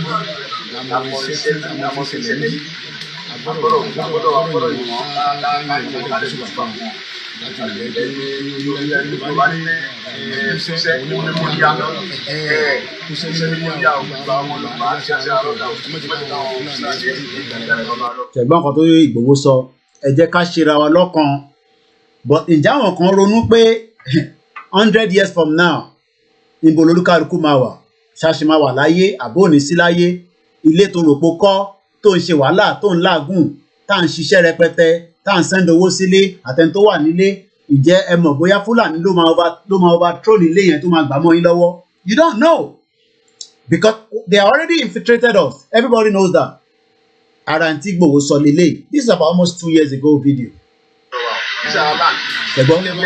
ṣẹ̀gbọ́n this is our land ilẹ̀ bàbá wa ní so tá a bá wá ń filẹ̀ yẹn tá a fi ń tàràkà tá a sọ pé yẹn a fẹ́ play politics you want to go and play politics with the evil people ẹ mọ̀ káwọn tẹ fẹ́ play politics pẹ̀lú they know better what they want ilẹ̀ gangan ilẹ̀ ló ń jà fún tábàdẹ̀ ti gbalẹ̀ táwọn ọmọ Yorùbá tó wà níbẹ̀ nísìn òun ó fẹ́ gun Japero ó fẹ́ gun Oma ó fẹ́ gun Honda ó fẹ́ gun Mercedes ó fẹ́ gun Maybach that's what the politicians are more concerned they just want to be influencer they want to be there kọ́ lọ sí party kọ́ kágbádá kọ́ máa pariwo bàbá dé bàbá rè bó tó bá kú nísìn ó fi gbogbo problem lẹ̀ fáwa and that's why we are saying that we are still telling them we are still talking to them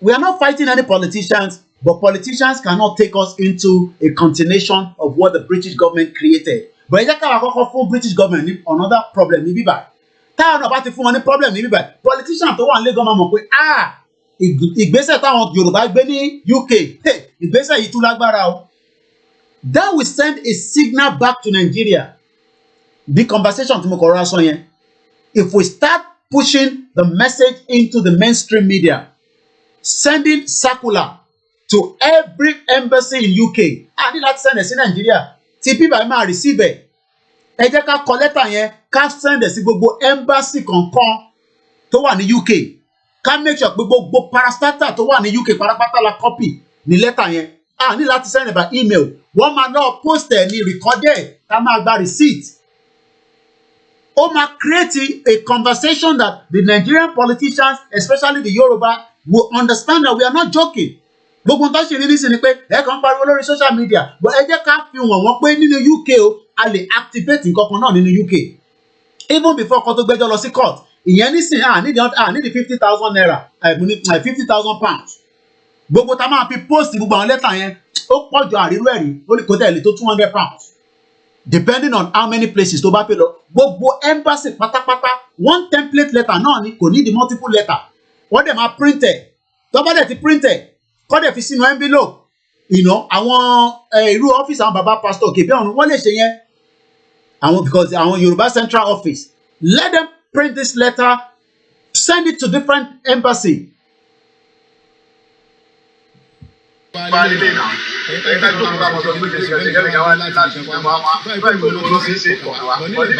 ṣẹ́gbọ́n tó bá jẹ́ pé nílùú wọn lọ́ ti ń ṣe gbogbo tó ń ṣe yẹn kí ni kàn wá pẹ̀lú ẹ̀ àwọn èèyàn kàn wá fi pé it's all about Igboho, it's all about Koiki. No, I am looking at the future that is getting closer, and we are not going to see that future. So let us understand that àwọn tó ń play politics nílé, they are just representing the UK government, also the Royal Majesty, the Queen. Nǹkan ṣe nìyẹn, wọ́n kàn represent Queen ni, kò ń ṣe pé wọ́n represent àwa, because àwọn Britain tó kó wa papọ̀ tó pè wá ní Yorùbá, wọ́n mọ̀ pé kò lè work.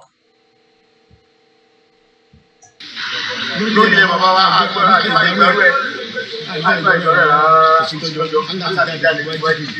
And this is what the government doesn't like.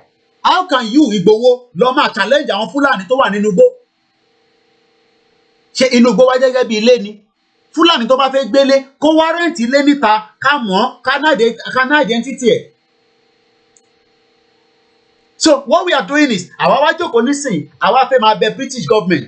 Ẹ jẹ́ ká kọ́kọ́ jẹ́ kí British citizen kó tẹ̀ gbọ́ nípa nǹkan tá à ń sọ. They cannot see us when we are only 10 people. And you can't jáde fún protest. Jáde. Eléyìí nísìnyí kò need the protest, kò need anything. It's just a letter. What letter tí mo sọ, wọ́n lè gbé letter yẹn kalẹ̀, not in less than 24 hours.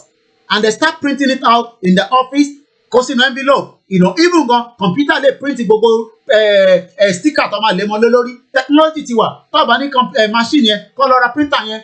Ó ní àwọn printer kan tẹ́ pé tẹ́ bá ti feed ẹ̀ ní address ibi tẹ́ fẹ́ kó lọ. Àṣà láwọn ọmọ wa nílé tó ń print tó ń send nìkan lójoojúmọ́. Tẹ́ bá ti print ẹ̀ ó máa gbé jáde. So kò ń ṣe pé èèyàn kí èèyàn máa fọwọ́ kọ́. Ẹ̀dẹ̀ lẹ́mọ́ envelope. A kó gbogbo ẹ̀ lọ sí post office. A post ẹ̀. Kódà embassy ní máa kọ lẹ́tà sí wa pé kí ló ń ṣẹlẹ̀. Èyí tá a ṣe ń sọ pé a fẹ́ lọ bá wọn yẹn. Àwọn fúnra wọn náà máa bẹ̀rẹ̀ sí kọ lẹ́tà pé kí ló ń ṣẹlẹ̀. Àwọn mọ̀ pé kí yẹ́ lọ́ máa send message sí embassy wọn tó wà Nàìjíríà pé ẹ jẹ́ máa tidy up dáadáa. It looks like there's a problem coming. Ní láti kọ lẹ́tà yẹn sí embassy tó wà Nàìjíríà. Ẹ jẹ́ ká kọ sí gbogbo embassy tó wà ní UK. Why are we wasting too much time? Àdéṣebí àtẹ́ pé àtẹ̀mọ́ tó yẹ ká ṣe. And that's why sometimes I just get frustrated as if that ó dà pé gbogbo ọ̀fẹ́ ká lọ. Ó dà pé àwọn kan fẹ́ keep Ìgbòho sínú Benin Republic. Ẹ fẹ́ ká keep Ìgbòho sínú Benin Republic títí di 2023. Ṣé àdúrà tẹ̀yìn gbà nìyẹn ni? Tó bá tún di month tá fẹ́ mú nísìn, February ti tán. In another days, àtúmọ̀ká days, Ìgbòho ti pé 8 months. Let's write this letter. So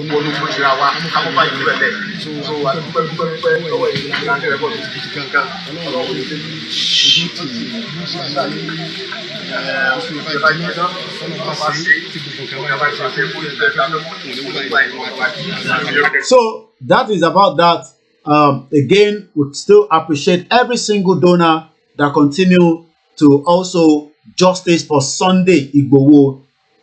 It's about 23,410, but I'm sure Mayego will give you the exact figure when he gives his own update. Let's continue, and we appreciate and say thank you very much to each and every single one of you.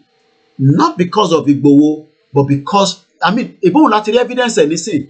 He has shown that he's akíkanjú. And this is what the British government and the Nigerian government does not like. Ìgbòho lélẹ̀ nínú igbó Kìṣí kò jókòó sínú ilé ó jáde lára ń tọ́pa tá à ń pè ní kòkòrò ó tẹ̀lé wọn lọ sínú mission yìí mo tẹ̀ mọ̀ bí àwọn ló dé fìlà yẹn because that picture I'm not really getting it very clearly. Ìdí táwọn ọmọ Yorùbá ṣe sọ pé Ìgbòho ò lè wà níbi tó wà yẹn so ẹ jẹ́ káwa náà nísìn bí wọ́n ṣe ń raise owó fún Ìgbòho fún legal aid tó fẹ́ ṣe ní platform Máyégún ẹ jẹ́ káwa kan náà tún kọ lẹ́tà. Kò ń ṣe lẹ́tà fún Ìgbòho but lẹ́tà sí gbogbo embassy pé àwọn ọmọ Yorùbá ṣe Nàìjíríà mọ́ ṣebí nǹkan tá à ń sọ nìyẹn kí la wá ń bẹ̀rù fún láti kọ lẹ́tà sí embassy gbogbo embassy it doesn't matter because gbogbo embassy tó wà nílùú yìí náà lọ ní representative ní Nàìjíríà Indian embassy ní gbogbo African embassy ní foreign embassy ní let's write them àwọn lọ́mọ máa take care of and we would also say that we need them to give us a reply.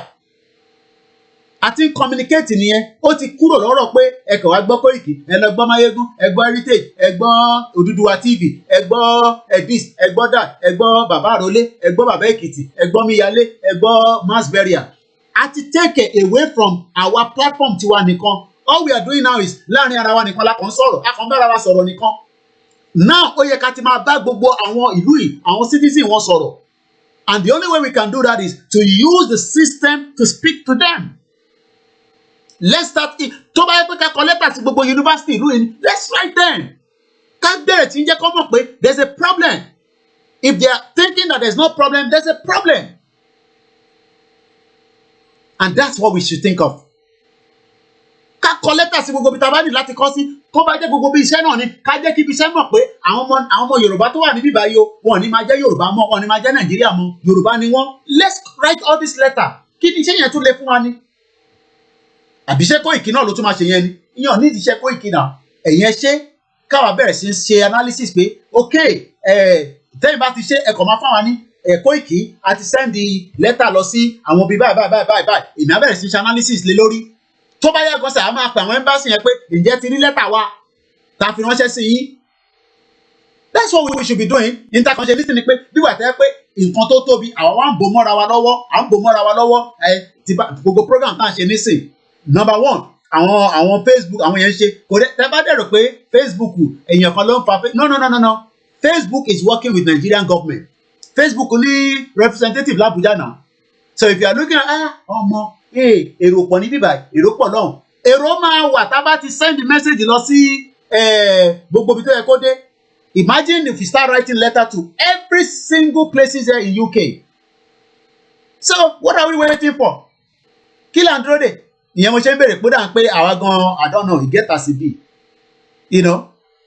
So maybe this idea has been taught before or not. Anyway, mo ní láti, like I said, let's play this video while I come back on my seat. And then when I come back, let me mute my mic. Tí bá dé máa unmute.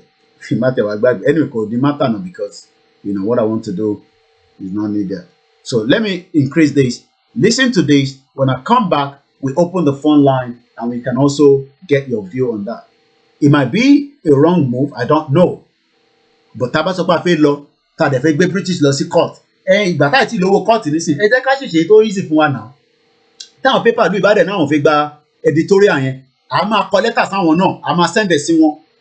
Wọ́n máa kà á, kò síbi tá a bá send lẹ́tà yẹn sí, wọ́n máa kà á. Ó máa ní meaning sí wọn pé kí lẹ mí pé you don't want to be Nigeria anymore. Nigeria is a sovereignty country. Adé máa sọ fún wa pé no, Nigeria is a fake country. It was put together by British government.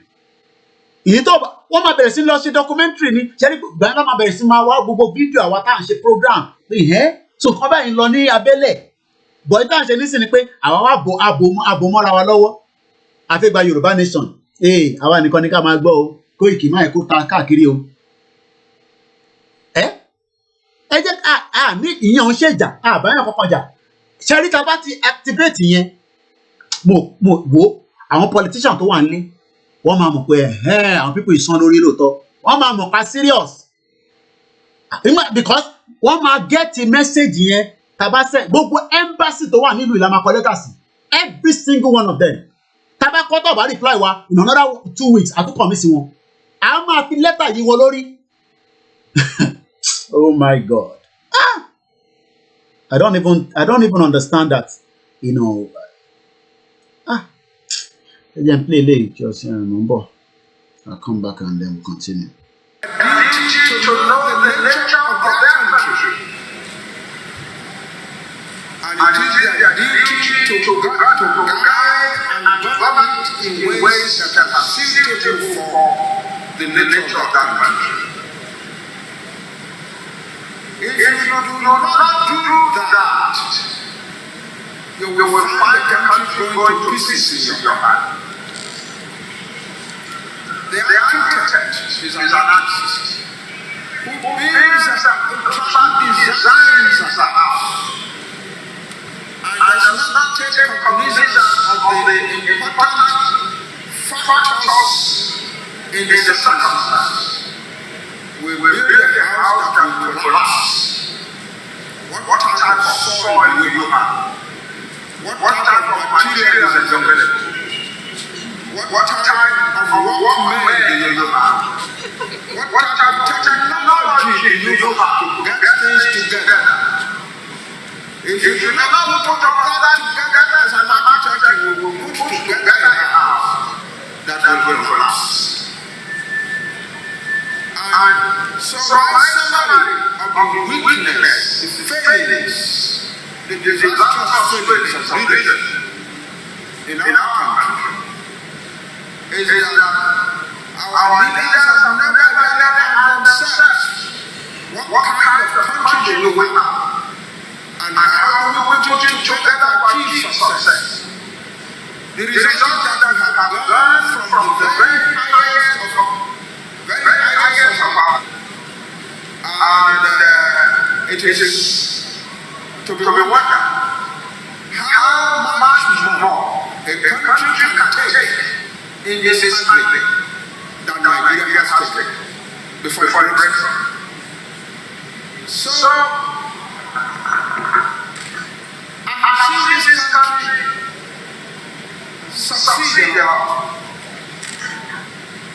In 1982, I was a young senator in the Nigerian Senate. I was also an academic, and as a result of the combination of the two, I was invited by the Republic of South Korea to give a lecture as part of the installation of the newly elected president in 1982. I was to talk about the growing relationship between South Korea and Nigeria, and all I could say was a pride in my country. We were so far ahead of those people.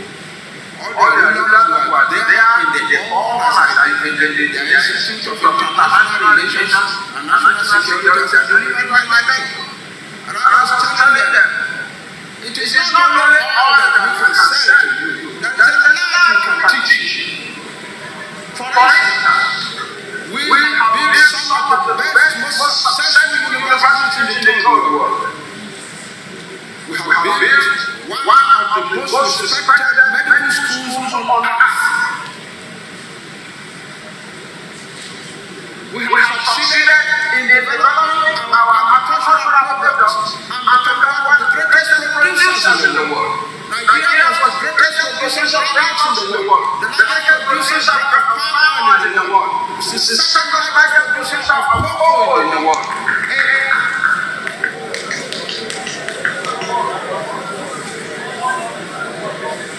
We have a lot to teach you. My country, Nigeria, has a lot to teach you. Today, South Korea is 1,000 years ahead of Nigeria. Nigerian leaders have succeeded in taking the wealth and the potentialities, the human material wealth and the potentialities of Nigeria, and produce one of the. I'm gonna pause that. It's about 14 minutes. Oh, okay. I thought I muted my mic. I just picked up a comment now, and I'm going to quickly just say something on that. Sherry, let us not knock anything off quickly. What we want is, we will do everything. Taban sọ pé a fẹ́ super power kan, war power kan, ìlú kan tó máa support wa, tí ẹ̀dẹ̀ sọ pé ní láti is a waste of time láti kọ letter sí embassy. Ǹjẹ́ mọ̀ bí a tẹ́ bá kọ letter sí embassy yẹn can start a communication. The audio is echoing. Well, I don't know. It's probably maybe from your side or the. Anyway, we're out of that video. Àbọ̀rọ̀ mi ò yé yín nísìn.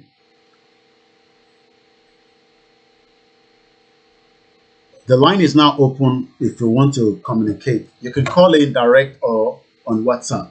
So, àbọ̀rọ̀ mi ò yé yín nísìn. We want a country to help us. Okay, that's fine. Tó bá jẹ́ pé Russia náà la bá kọ lẹ́tà sí, tí Russia bá ní ó dá ká wá sórí round table meeting tó dẹ̀ wà fruitful, tó dẹ̀ fún wa ní kan tá fẹ́, bójá àwọn ìlú kan náà ni, we don't know, but we need to start an engagement. So, it's two ways. It's either we first shut down this system to hold wa, or we all just continue to, talk among ourselves. Because we should now start taking the conversation of Yoruba nation away from ourselves. Àwa fúnra wa ti gbọ́, gbogbo àwa tá jọ wà lórí ètò yìí nísìn, àfẹn tó bá kọ̀ come across. What's this guy talking about? Who is this guy?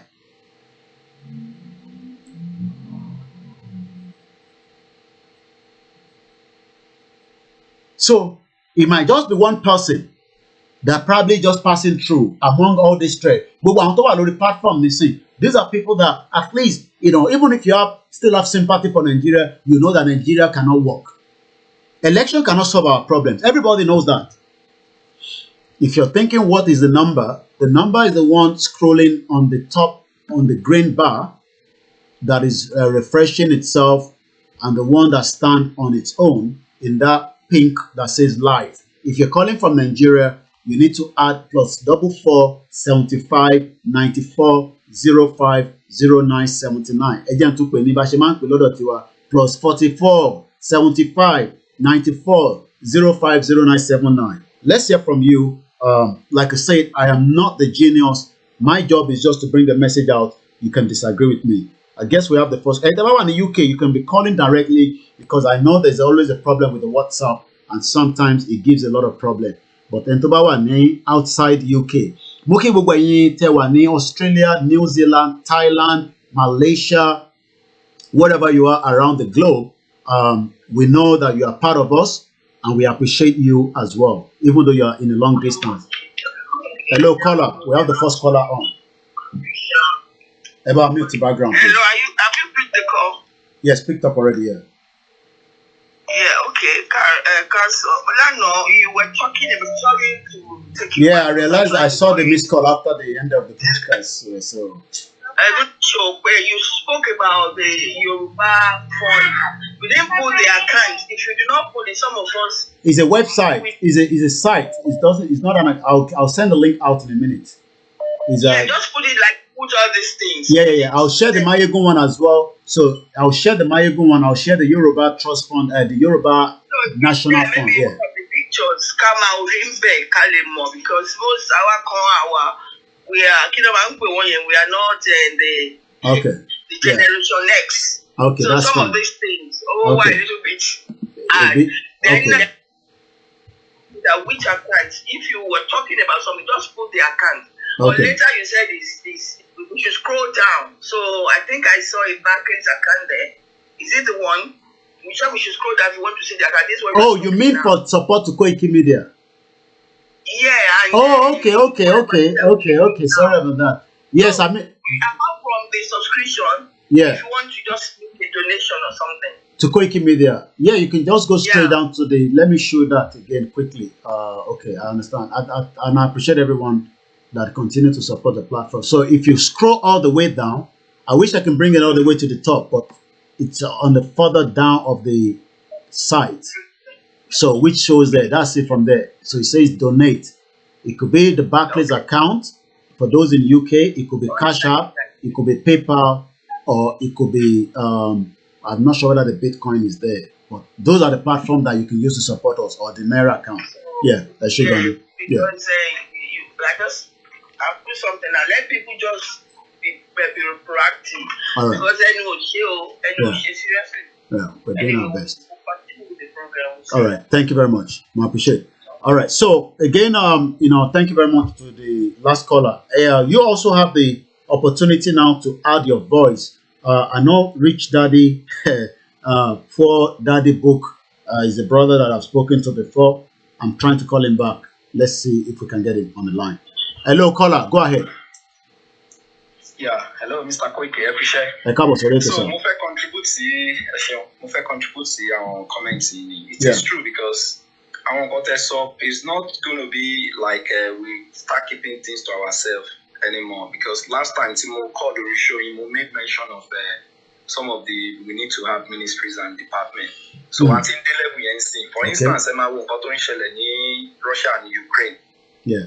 And let me, this caller, I can show you something that he's talking about so that you a little idea, what he's talking about. Emma Soroloki, if you pick email, essentially. Emma Wuru nǹkan tó ń ṣẹlẹ̀ ní Ukraine and Russia. But tí àwọn Yorùbá nation wa káti ẹ̀rí èèyàn kan tó máa ní bí èèyàn kan tó máa ní dear Yoruba people in Russia and Ukraine, we are arranging these so things to you people. Anybody at the nation. Ṣé àwọn tó àtàrí lórí TV ń sìn, ṣé àwọn la máa ní kó padà sí Nigeria and come and fight for Yoruba nation? Àti máa ń sàtọ̀ fún wa náà, wọ́n máa sọ fún wa pé when they were in a time of trouble, nobody or anybody àdèlé káwọn YouTube bẹ̀rẹ̀ sí ní máa sọ̀rọ̀ pa Yorùbá nation. Ìyẹn wà láàárọ̀ emoji mo ń decide pé ṣé kí n máa lọ sí Ukraine because gbogbo ọ̀nà ọbẹ̀ yẹn gbogbo ọ̀nà Poland yẹn gbogbo ẹ̀ mo mọ̀ tí mo ti drive ọbẹ̀ gbogbo pé ṣé mi nìkan ni màá máa lọ ni I cannot do this alone who am I gonna call?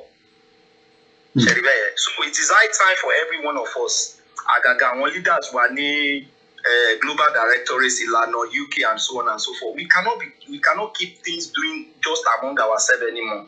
I need more departments to handle things. Can need more associations, can need more ẹgbẹ́. Àwọn medias, irú ẹ̀yin sìn, ẹ̀yin gangan lẹ́tẹ̀ẹ̀ to push Yorùbá nation yìí more because Department of Journalism.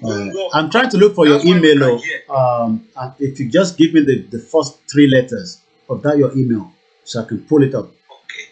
I could type Yoruba Kingdom. Yoruba Kingdom or Yoruba Kingdom. Okay. Lórí WhatsApp. Yeah. No. Yeah, it should come up with something now. All right. Yoruba. Yeah. So, so every one of us got to engage. Nísìnyí, Baba. Protesting got more someone because one camera and you can't get him sick every day. We just carry on doing what we can do. Mutin collect àwọn nǹkan kin collect no mutin collect list of àwọn few associations standing what is their aims and objectives. Ẹ̀yin media irú ẹ̀yin báyìí pẹ̀lú gbogbo àwọn dimension lẹ́ẹ̀kan objective ti clear already that is Department of Journalism ó ti clear but àwọn other department kò ṣe bàbá náà ni mama expect kó máa lọ máa sọ pé òun fẹ́ declare Yorùbá nation ṣé bàbá nìkan náà ni ó máa lọ sọ pé òun fẹ́ máa send letters lọ sí kìíní àwọn architects afẹ́ tún lù wá kọ ṣé gbogbo aláma máa sọ pé ẹ̀ta bá gba Yorùbá nation máa ṣe máa mọ nǹkan tá máa ṣe afẹ́ àwọn èèyàn wa tó yẹ pé they are professionals àwọn doctors àwọn architects so many people like that gbogbo wa a ní láti ní association wa tá máa belong sí so that kò ń ṣe bàbá nìkan la máa dúró àbí Kóìkì nìkan la máa pè pé Kóìkì afẹ́ donate owó fún àwọn area báyìí o tọ́mátù ti táwọn warriors wa bá ti bẹ̀rẹ̀ sí níjà àwọn department wo ló wà ní healthcare ṣé báwọn ló yẹ ká máa pè tó yẹ ká máa sọ fún wọn pé a fẹ́ donate owó fún kíní o fún àwọn tó ń ṣáládà lọ́jọ́ sí o ẹ máa bẹ́ẹ̀ tèlò ẹ ṣe gan ni. +447594050979. Please, my last caller, can you just send me one more email because I can't seem to pull out the one that you sent to me, the other week. Movivish analysis program, because he sent me something that also has the template to the, the system where here. So I'm also returning the few calls that we've also missed as well. Once again, we appreciate each and every one of you. We are just here to engage and talk to each other, but now we should be talking to the British people, not to ourselves anymore. Hello, caller. Welcome on board. Yeah, very good. It's all true. I really appreciate the Thank you very much. We black skin, our Africans, and need Latin enlighten our.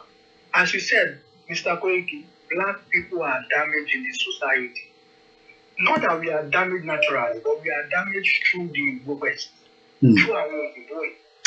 I can see a comment on your platform. Man as a name called maybe Femzi or Felix, trying to defend, trying to go against what you are saying. It's okay.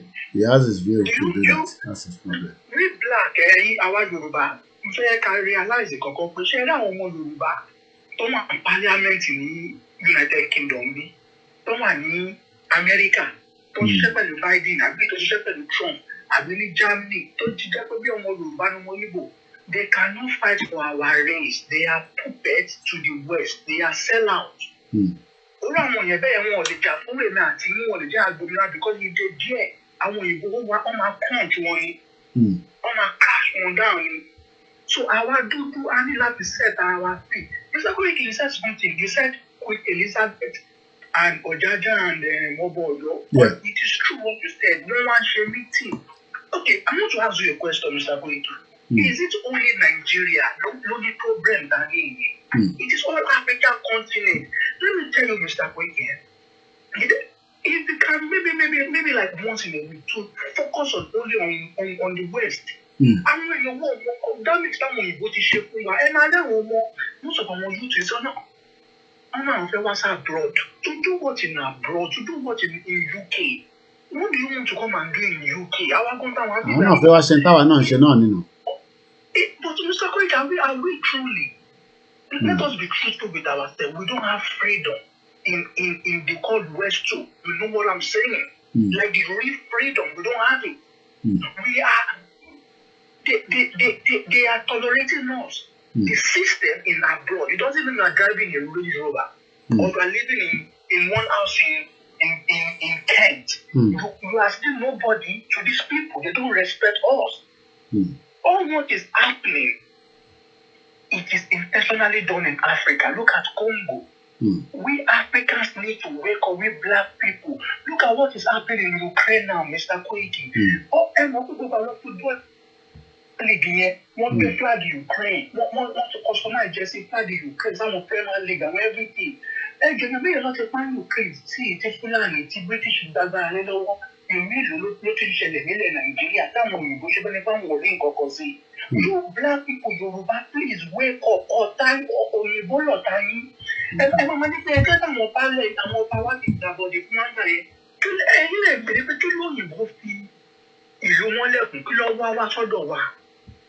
Blame Russia. I love what Putin is doing. He's trying to protect his fatherland. How much Mr. Knight, that we are good. Good Walokobawa de me. We realize in security. I'm going to pay the more to die. One bad and you on and when you project nothing to watch. Okay. All of you are so proud you have children in abroad. You people don't you know that they've stripped out your children, language, heritage, bloodline away from them? I want mama showing you, mama shaking it, they go Yoruba, they and madam Yoruba, mama speak English, they will be fighting you that you are not speaking a good. She am going a little bit to law school, and even though them are going to law school. Law school should be part of Mr. Koiki. School, no, I can't go now, go school. Why you in the royal family, no, what you call? Or the same British man, you people going to only boy a dear Loyibo. Or the British man, you people were educated, I think, our people, we are damaged. I'm telling you, it doesn't matter you are driving a big car in abroad or you are living, we are truly damaged from the West. We need to set ourselves free from colonial damage. We need to. But that's what we do. You know, I'm do back there. The father lost him. You go to share any low, you go to far, or you go to share. Buhari is puppet. Tinubu is puppet to them. All African president, all of them are puppets to Oyibo. You need to read history, Yoruba people, please. Black people, read history. Look what, see, my passport is British, Germany, anything. Paper lashoni, your bloodline, your heritage is not West, it's from Africa. It's Ilebabawa niye. Mr. Boyke, so we need to enlighten our people. Believe what about the a lot of our people don't believe in our money. I'm telling you. So that's the reason why they are not saying that all what you most this Yoruba nation. Okay. That is it's really affecting us. It is well. We need to step from colonial damage. Damage is too bad, Mr. Koiki. It's too bad. Okay. I really appreciate what you are doing, please. And I think that I'm focused on money, and I'm comment. I'm well, Mama Buni, or Mama defend you. It's okay. No problem. Let them do so. Thank you, sir. Eshegun, thank you very much. Every àwòrán tí mo fi ń wọ̀n wá lórí screen. The last caller before this one sent this to me based on his, a bit of experience and knowledge. Eric, what he said there was, I hope you can all say it. I'm trying to increase the front, but I'm not sure. Okay, I think I can do it from here. Zooming in. Now we can all say it properly. This is the direction the person is expecting us to start thinking of.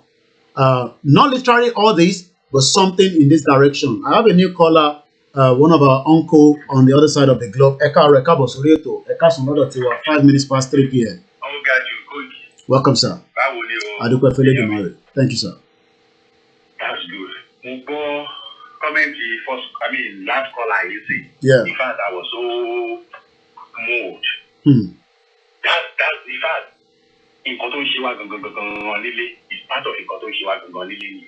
Okay. And torí gbogbo àwọn èèyàn wọ̀nyí gbogbo àwọn èèyàn àwọn presidential aspirant ìlú president wa senator wa gbogbo wọn lórí àwọn gbogbo náà tà wá wọ́n tún ṣe ń tà wá wọ́n sì ń tà wá dọ̀là àwọn bá wa náà ti wá join wọn. So ifá mi mọ́bí tá a fẹ́ gbégbà mi mọ́bí tá a ti fẹ́ bẹ̀rẹ̀ but ìyẹn ò ní pé ká stop a máa continue náà because kò sí nǹkan tá a lè ṣe sí ju pé ká continue láti máa fún àwọn ìlú àwẹ̀ alẹ́ ifá ni my own part níbí ìyẹn ò ṣe tèmi. Very good. In fact any information ti bá lórí kí ní ẹ̀ láì ti máa yé gbóni o ìyí dára ni o ti tẹ́ni ọmọ ológun ni o gbogbo ẹ̀ ni mo jù sí gbogbo wọn. Ó ní bí wàá bí ẹlòmíì ní Nàìjíríà pé. They have no idea. I spoke to somebody in Nigeria this morning, so we have a lot of work to do, but we have to just continue to push it. Mo ń gbọ́ yín sá. Kóìkì ànímọ̀ bí ẹnì kan mo ń bá àwọn ọmọ ìsọ̀rọ̀ ó sọ fẹ́ mi pé àwọn ọmọ òun ògbó Yorùbá mo láwọn ọmọ ìgbó Yorùbá ṣé ó yá wèrè ni. Mo láwọn tá a wà ní ìgbó Yorùbá gan àwa gan àwọn sọ Yorùbá làwọn ọmọ wa ń sọ àwọn ọmọ wa gbọ́ Yorùbá tó ń bá tẹ̀lé tó dáadáa wọ́n gbọ́ ọ̀pọ̀ tá à ń sọ lọ mọ́bẹ̀ wá lọ mú mi wá fún mi lọ ṣe kìíní kan wá fún mi Yorùbá là ń bá wọn sọ ìwọ tó wà ní ìṣòro tó wọ́n tó òróró jẹ mo ló mọ ìgbó Yorùbá mo ẹni tí mo sọ yìí tíjà ni màmí tíjà ni màmí wọn ní nígbà tí wọ́n ń dàgbà tájọ́ ń dàgbà kí ni màmá bẹ́ẹ̀ máa ń sọ sí ẹ̀ nínú ilé oní Yorùbá mo ní ṣé wọ́n wá gbóyìnbó ń sìn ó lóun gbóyìnbó mo ní díẹ̀ yìí mo ní ṣé ògbó Yorùbá mo lè gbóyìnbó mo ní ṣé àwọn yẹn lọ sùn ó ní wọ́n lọ sùn mo ní kí ló wá dé tó wá ń tọ́jú òyìnbó sí wọn ẹ máa wo òyìnbó orí burúkú tó ń sọ náà ṣé bí ìyàwó mi ìzàtò mo ní ṣé òyìnbó náà nìyẹn òyìnbó orí burúkú tẹ̀ sọ náà nìyẹn ṣùgbọ́n àwọn yẹn wá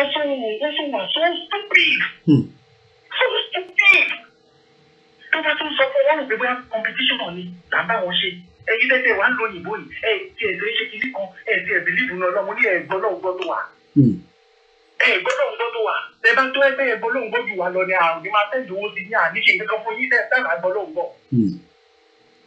ọkùnrin tá à ń ṣe fún yín gan àgbọ̀ náà gbọ́ ni gbogbo Yorùbá nìjọ tá à ń sáré ẹ̀ kiri gan àgbọ̀ náà gbọ́ láti sáré ẹ̀ fún yín tábàáyé àgbọ̀ náà gbọ́ ni àníṣe. àbìlíìfù náà lọ́ọ̀ la fi ń ṣe tọ́wọ́ bá afẹ́ ṣe bẹ́ẹ̀ ni ṣe ni àkànmájókò ìjọba kọ́ńbọ̀sọ̀ ni wà náà wà kọ́ńbọ̀sọ̀ náà wà náà. àníta àbáyé jìyà yìí ẹ̀yin lè fẹ́ dógúnlẹ̀ múlẹ̀ àìsí ṣìírí àwa la fẹ́ dógúnlẹ̀ ogun kò sí náà ogun kò sómi ogun kò sí ọ̀nà ogun kò sí everything ló bá yé ogun kò síṣẹ́. tí ó di ẹrù gbogbo Ukraine ní ogun lórógun òun nìkan lógún ni ogun tó bá yín kan ó ju ti Ukraine àti Russia lọ. ogun tó bá yín ó ju ti Ukraine àti Russia lọ mọ̀lúbà Fúlàní tó wá ń parí irú ti Ukraine ló tún ṣẹlẹ̀ sí yín. ẹ ti ya wèrè ẹ jẹ́ ìlú rẹ̀ tẹ́sán tán yín. àwọn èèyàn wa olórí tó ní wọn but ní dákẹ́ o. agbọ̀rọ̀ lọ́n. ní dákẹ́ o. agbọ̀rọ̀ lọ́n. ní dákẹ́ in fact I really commend you on your great work the great work you are doing great work gbogbo yín pátápátá mi ò yẹ anybody sọ́pọ̀. Thank you very much. anybody tó bá ti follow Yorùbá nation ní ìṣàwọn olóṣèlú àwọn onímọ̀dàrú. ẹ ṣé gan. You are doing a great work. Thank you. So, I understand. Ẹ ṣé gan. Thank you very much. Thank you. Ẹ ṣé gan. Thank you. No problem. All right. Ẹ ṣé gan. Thank you. Lágbára Ọlọ́run. Thank you. Let's take another caller here from UK. Hello, good afternoon. Mọ̀nbọ̀, ẹ rí ìtí mo fi wọ̀nyí, èèyàn kan ni ó put it together. One of the caller tó kọ́kọ́ pè láti the beginning. Àwọn lọ́sẹ̀ndé lè sí mi pé Koiki, this is something that we should also be thinking of in that direction. And it's almost the same template if you look at the system here in the United Kingdom. We don't have to use everything, but it's just to start even giving us a mild scope of what we can do where everybody would perform in their own expertise. Expertise kan la wa ní nǹkan táwọn náà ń sọ̀rọ̀ yìí lórí ẹgbọ́n sókè kọ́là. Hello, ẹ̀ka sọ̀rọ̀ ẹ̀ka òkè. Ẹ̀ka sọ̀rọ̀. Mo rí ibi wọlé lẹ́yìn. Ẹ wo, mo kọ́kọ́ fẹ́ lo experience tèmi fún kí àwọn èèyàn mọ̀. Ṣé rí bá ṣe ń ronú ní Nàìjíríà, ó yàtọ̀ ọ̀tọ̀. Ṣé tẹ bá fún wọn lówó, tẹ fún bí ẹ̀gbọ́n yín, àbábúrò yín lówó lẹ́yìn. Wọ́n máa ń bílẹ̀ pé ṣọ́ọ̀ṣì táwọn lọ lánàá, ọ̀gbìn aláǹfà táwọn lọ lánàá. Àdúrà táwọn gbà, wọ́n lọ ṣègùn pé kọ́ gbére wá fáwọn yẹn. Wọ́n máa ń bílẹ̀ pé yẹn ni àdúrà yẹn ó olójúkẹ́ ronú pa àwọn tẹ fáwọn lówó tó yẹ wọ́n máa nílò pé gbogbo owó tẹ fáwọn yẹn òun ló ń jẹ́ kí owó yẹn máa wá bó ṣe gbé wọ́n sí wọn ni. Ìgbà tí mo gbé ìlú kan ṣé mo pé tá a bá wà Nàìjíríà àmọ́ ẹ bá gbọ́jà kalẹ̀ ẹ lọ sílé pásọ̀ ẹ máa gbàdúrà báyìí. Nígbà tí mo wá wà nílùú tí mo dé lu tí ò sí ìyá tí ò sí bàbá tí ò ṣẹ́gbọ́n tí kò sábòrò tí mo wà lábẹ́ èèyàn kan tó gbé mi wá ìlú ìyá yẹn pọ̀ wọn mi ì rí wẹ́ẹ̀rí mi ì bá wọn jẹ́ wẹ́ẹ̀rí nígbà tí mo ti dé láyé ṣe yẹ kéèyàn máa nàyàn pé gbogbo odidi àgbàlagbà kọ́ máa nẹ̀ ọ̀kọ́ máa fi ìyà jẹ́ kọ́ máa gbégbá ó dàbí àwọn tó ń wà ní Oman àwọn something bí story yẹn ṣe rí so kò sí fóònù kò sí kankan o ò lè bẹ́ anybody kí ni máa ṣe máa kúnlẹ̀ sórí ìkúnlẹ̀ ni máa pe Ọlọ́run ìgbà tí mo wá lọ years lábẹ́ ẹni yẹn ó wá di jókòó mo wá ronú mo jókòó pé kò sí pé o lè pe aláàfáà kò sí pé o pe babaláwo kò sí pé o pe pásítọ̀ ó gbàdúrà fún ẹ tó bá lálàá gan fúnra rẹ ẹni ọjọ́ ló máa fi sọ fún Ọlọ́run pé ìwọ náà àlá tí mo láàyè o má jẹ́ kó ṣe o má jẹ́ kó ṣe gbà ó wá jẹ́ kí ojú mi là gbé gbogbo àlọ́ pásítọ̀ àlọ́ gbà o kò sí nǹkan kan bẹ̀ ìtànjẹ ni ìwọ̀n bó owó kékeré tó bá téèyàn bá fún wọn gbà ẹ́ náà òun náà ló máa tún mú lọ lé onílágbájá pé ẹ̀yin ẹ̀gbẹ́ tó bá fi ṣàdúrà kí tó rí mi ìgbà ṣé nǹkan mò ń sọ yẹ yín. àgbọ́yé. kó mò ń tọ́ láti sọ fáwọn èèyàn wa ni pé nǹkan tó máa jẹ́ láyé gbogbo oríire wọn gbogbo ìgbésẹ̀ iye wọn ọwọ́ wọn ló wà. àwọn ni kí wọ́n fi ẹnu wọn wọ́n fi sọ tó fẹ́ fúnra wọn. jẹ́ àwọn politician tó ń fún wọn lówó fún 1,500 wọ́n bí lè pé táwọn bá gbàdúrà ìyẹn ló máa jẹ́ kí politician yìí kó rí ṣé mọ̀ pé gbogbo 1,000 2,000 5,000 tó ń fún wọn kò jẹ́ gbogbo wọn náà ló máa rí gbà. torí tó bá lè gbà nínú wọn ó máa bí lè gbàdúrà tó mò ń gbà ó lè jẹ́ kó wọn lówó yẹn gbà. ní ìwà irọ́ ni wọ́n ń ta ògùn wọn fún politician. wọ́n ń ta ọjọ́ ọ̀la wọn. pé tó bá gbé bí ọwọ́ ta kalẹ̀ ó lè jẹ èrè yẹn láàárọ̀ ọ̀sẹ̀ kan tó máa gbé iṣẹ́ àgùn ìwádìí mọ̀ bó ṣe máa ná. àwọn ìyá àwọn bàbá àwọn ni kí a bẹ̀ kó má jẹ́ kí àwọn politician kan lo ògo ní ayé àwọn ọmọ wọn tó wọ́n ti lo tàwọn fún ara wọn tán. àwọn mi rò pé ọ̀nà àbáyọ wà fún wọn àti tọ́lọ́ ń bá ṣe é. wọ́n ti àwọn ọmọ wọn tó tún bí kalẹ̀ kó má jẹ́ káwọn politician kan lò. tó bá jẹ́ pé wọ́tà ló lè tà káwọn pé pé wọ́tà yẹn làwọn tà làwọn fi tó àwọn ọmọ yìí dàgbà. wọ́n ṣe pé tó bá lọ sẹ́yìn politician tí politician fún wọn 5,000 lẹ́yìn ìyẹn ló máa bìnú pé yẹn ló jẹ́ káwọn sórí rẹ̀ lẹ́yìn ló jẹ́ káwọn tó kó pọ̀ bẹ̀ kalẹ̀ kó tú dànù. wọ́n jọ torí tọ́lọ̀ kọ́ ìkúnlẹ̀ abiyamọ kọ́ wo oṣù mẹ́sàn-án tán fún bí àwọn ọmọ tí wọ́n fi wo orí wọn. òjìdá káwọn ọmọ yẹn dàgbà kó dàgbà gan wọ́n máa kú lójú wọn lórí àwọn politician tó jẹ́ pé gbogbo ìgbésí ayé wọn àti ìbọ̀tán wọn ọwọ́ Ọlọ́run ló wà ètò oúnjẹ gbogbo ọ̀nà àti ìbọ̀tán wọn máa dà. ẹ ṣé gan ni thank you very much. kọjọ torí Ọlọ́run. ẹ ṣé gan ni all right let's ẹ̀rí nǹkan tí mo fi ń ṣòyìn láti while the callers were calling I was showing this so that you can have an idea, you know, the vast amount of iṣẹ́ tó máa wà available for every single one of us. Emma Bino, I have to take this call. It's a very urgent one. Hello? Yeah. All right, yeah. Okay, my program. All right. Emma Bino, I think it's a call from Nigeria.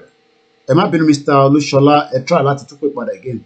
So, tá bá ń sọ pé iṣẹ́ máa wà lára àwọn nǹkan tẹ́ ń wò níwájú mi in tó máa create àwọn iṣẹ́ yẹn òun náà lè ń rí.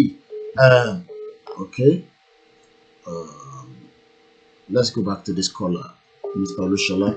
So you can see that there's vast amount of opportunity, a lot of experience that man need bí UK ṣe ń bọ́ ṣe ń ṣe nǹkan ẹ wo example ní sẹ́lẹ̀ tó sọ pé ẹ̀mọ́ ń bọ̀ kọ́là Department for Transport under Department for Transport ẹ bá mute background at least ẹ bá ti wọlé ẹ bí láti tún gbọ́ra yín nínú ilé hello kọ́là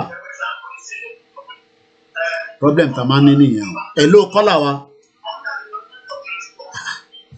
hello kọ́là.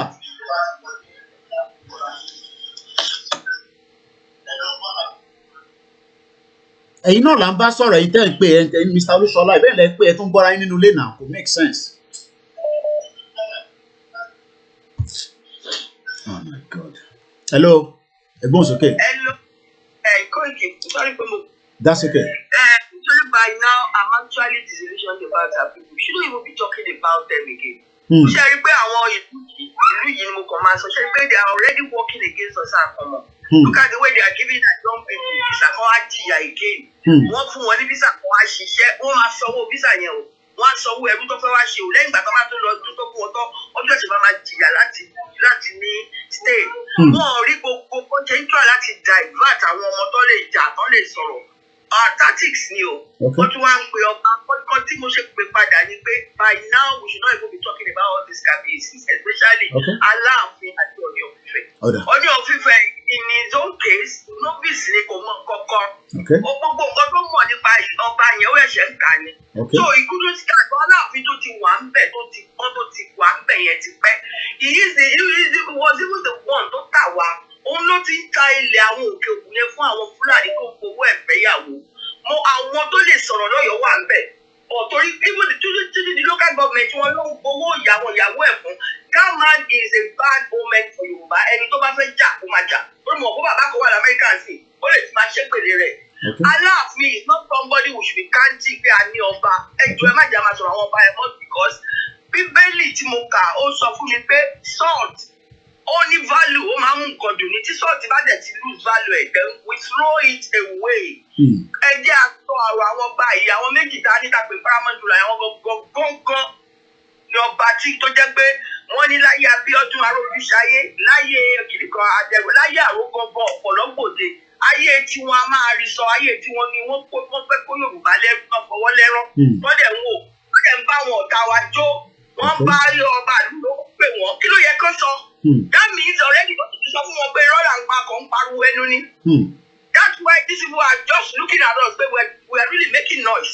So kí la fẹ́ máa sọ pa lọ́ba fún àní ọba kankan àdẹ̀ ní ìjòyè kankan jẹ́ nípa talking about the politicians ọ̀sọ̀ pa ẹ̀ ká gbàgbé wọn. Ṣé bí ngbà tí Mali gba òde ẹ̀ sìn tó pọ̀ bá ní? Ó pọ̀ bá náà. Kò jẹ́ pé gbogbo àwọn wèrè tí wọ́n refuse láti gbọ́ nǹkan tá à ń sọ yẹn because tí àwọn Yorùbá rí big bang sẹ́ẹ̀ orí wọn ò lè gbé wọ́n ti lò wọ́n ti lu ọpọlọ wọn.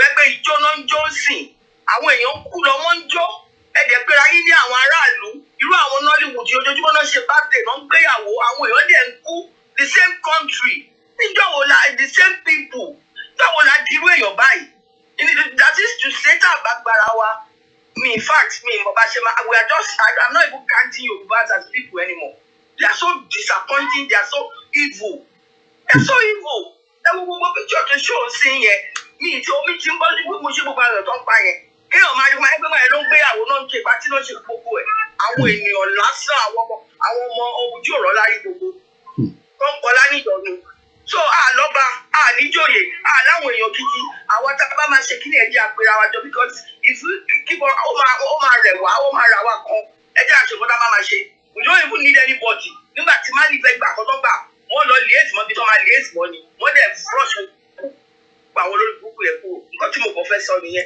Aláàfin yẹn is no upper it's non avoid. Thank you very much.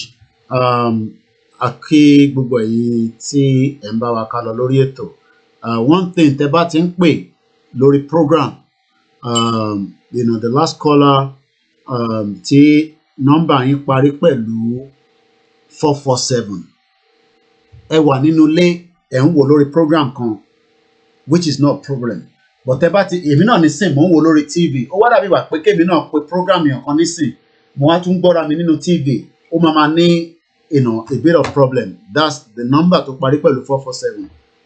I'm gonna try you again, but if I'm still getting the same feed, we're not going to get you in at all, because it's quite frustrating that we can be listening to inside the house and then you are also listening on the phone. Any lati remote mi lele nínú ilé nísìn. If not mute, reduce it because to mean ẹ jẹ́ ká lọ sí Hong Kong. We have a caller from Hong Kong. Hello caller. Hello, Mr. Koiki. Ẹ káàbọ̀ sórí ètò. Mo ní kí n dá sétò ni. Ẹ káàbọ̀ sọ. Ìyá mi tó sọ̀rọ̀ kan ń sìn. Mo fẹ́ bájà. Wọ́n máa bú bàbá wa o. Tọ́ bá fẹ́ bú ẹni tó wà lórí oyè. Orúkọ ẹni ká mọ dárúkọ Aláàfin bàbá wa ni. Ọ̀ọ̀ni bàbá wa ni. Ẹni tó bá ṣẹ̀ ní kẹ́ ẹ dárúkọ. Ó yẹ kó Jájá ló ṣẹ̀. Jájá nìkan sọ̀rọ̀ sí. Ó lè jẹ́ Lámídì ló ṣẹ̀. Bàbá wa Lámídì òun nìkan sọ̀rọ̀ sí. Aláàfin bàbá wa. Ọmọ kọjọ kọmọ dárúkọ ẹni tó bá ṣẹ̀. Nítorí a mọ àwọn Aláàfin tó da ìlú rújọ kílẹ̀ àná. Wọ́n mọ orúkọ wọn. Orúkọ wọn náà nìkan dá Aláàfin yẹn bàbá wa ni wọ́n. Èmi ò sọ́pọ́ọ̀tì wọn. Gbogbo àwọn ọba ẹ̀ olórí kúkú ni wọ́n. Ò lè ṣe nǹkan wò lè ṣàpàlì kan. Ọlọ́run ṣàánú wa ní káwọn àdúrà wa ni pé káwọn lóṣù wa kí wọ́n jí. Wọ́n bá ti jí. Wọ́n mọ̀ pé pèsè àwà pa àwọn ni wọ́n á ja ogun yẹn fúnra wọn. Bó ṣe jẹ́ ìrìn Thank you very much. That's a caller from Hong Kong. The last caller, we have a new caller here from UK. The line is still open for another maybe 40 minutes. Hello, caller. I'm going. Hello, Mr. Go ahead. Yeah, because I'm always like the topic to bring also. Yeah. I don't about collect. I mean, privately. Okay. All right. I got it because all I was expecting to make. Okay. All right. Yeah, to my benefit everybody. All Arsenal, I like to know everything until everything will fall apart. We need to bring Nigeria down, whichever way, but we must put everything into it. You know.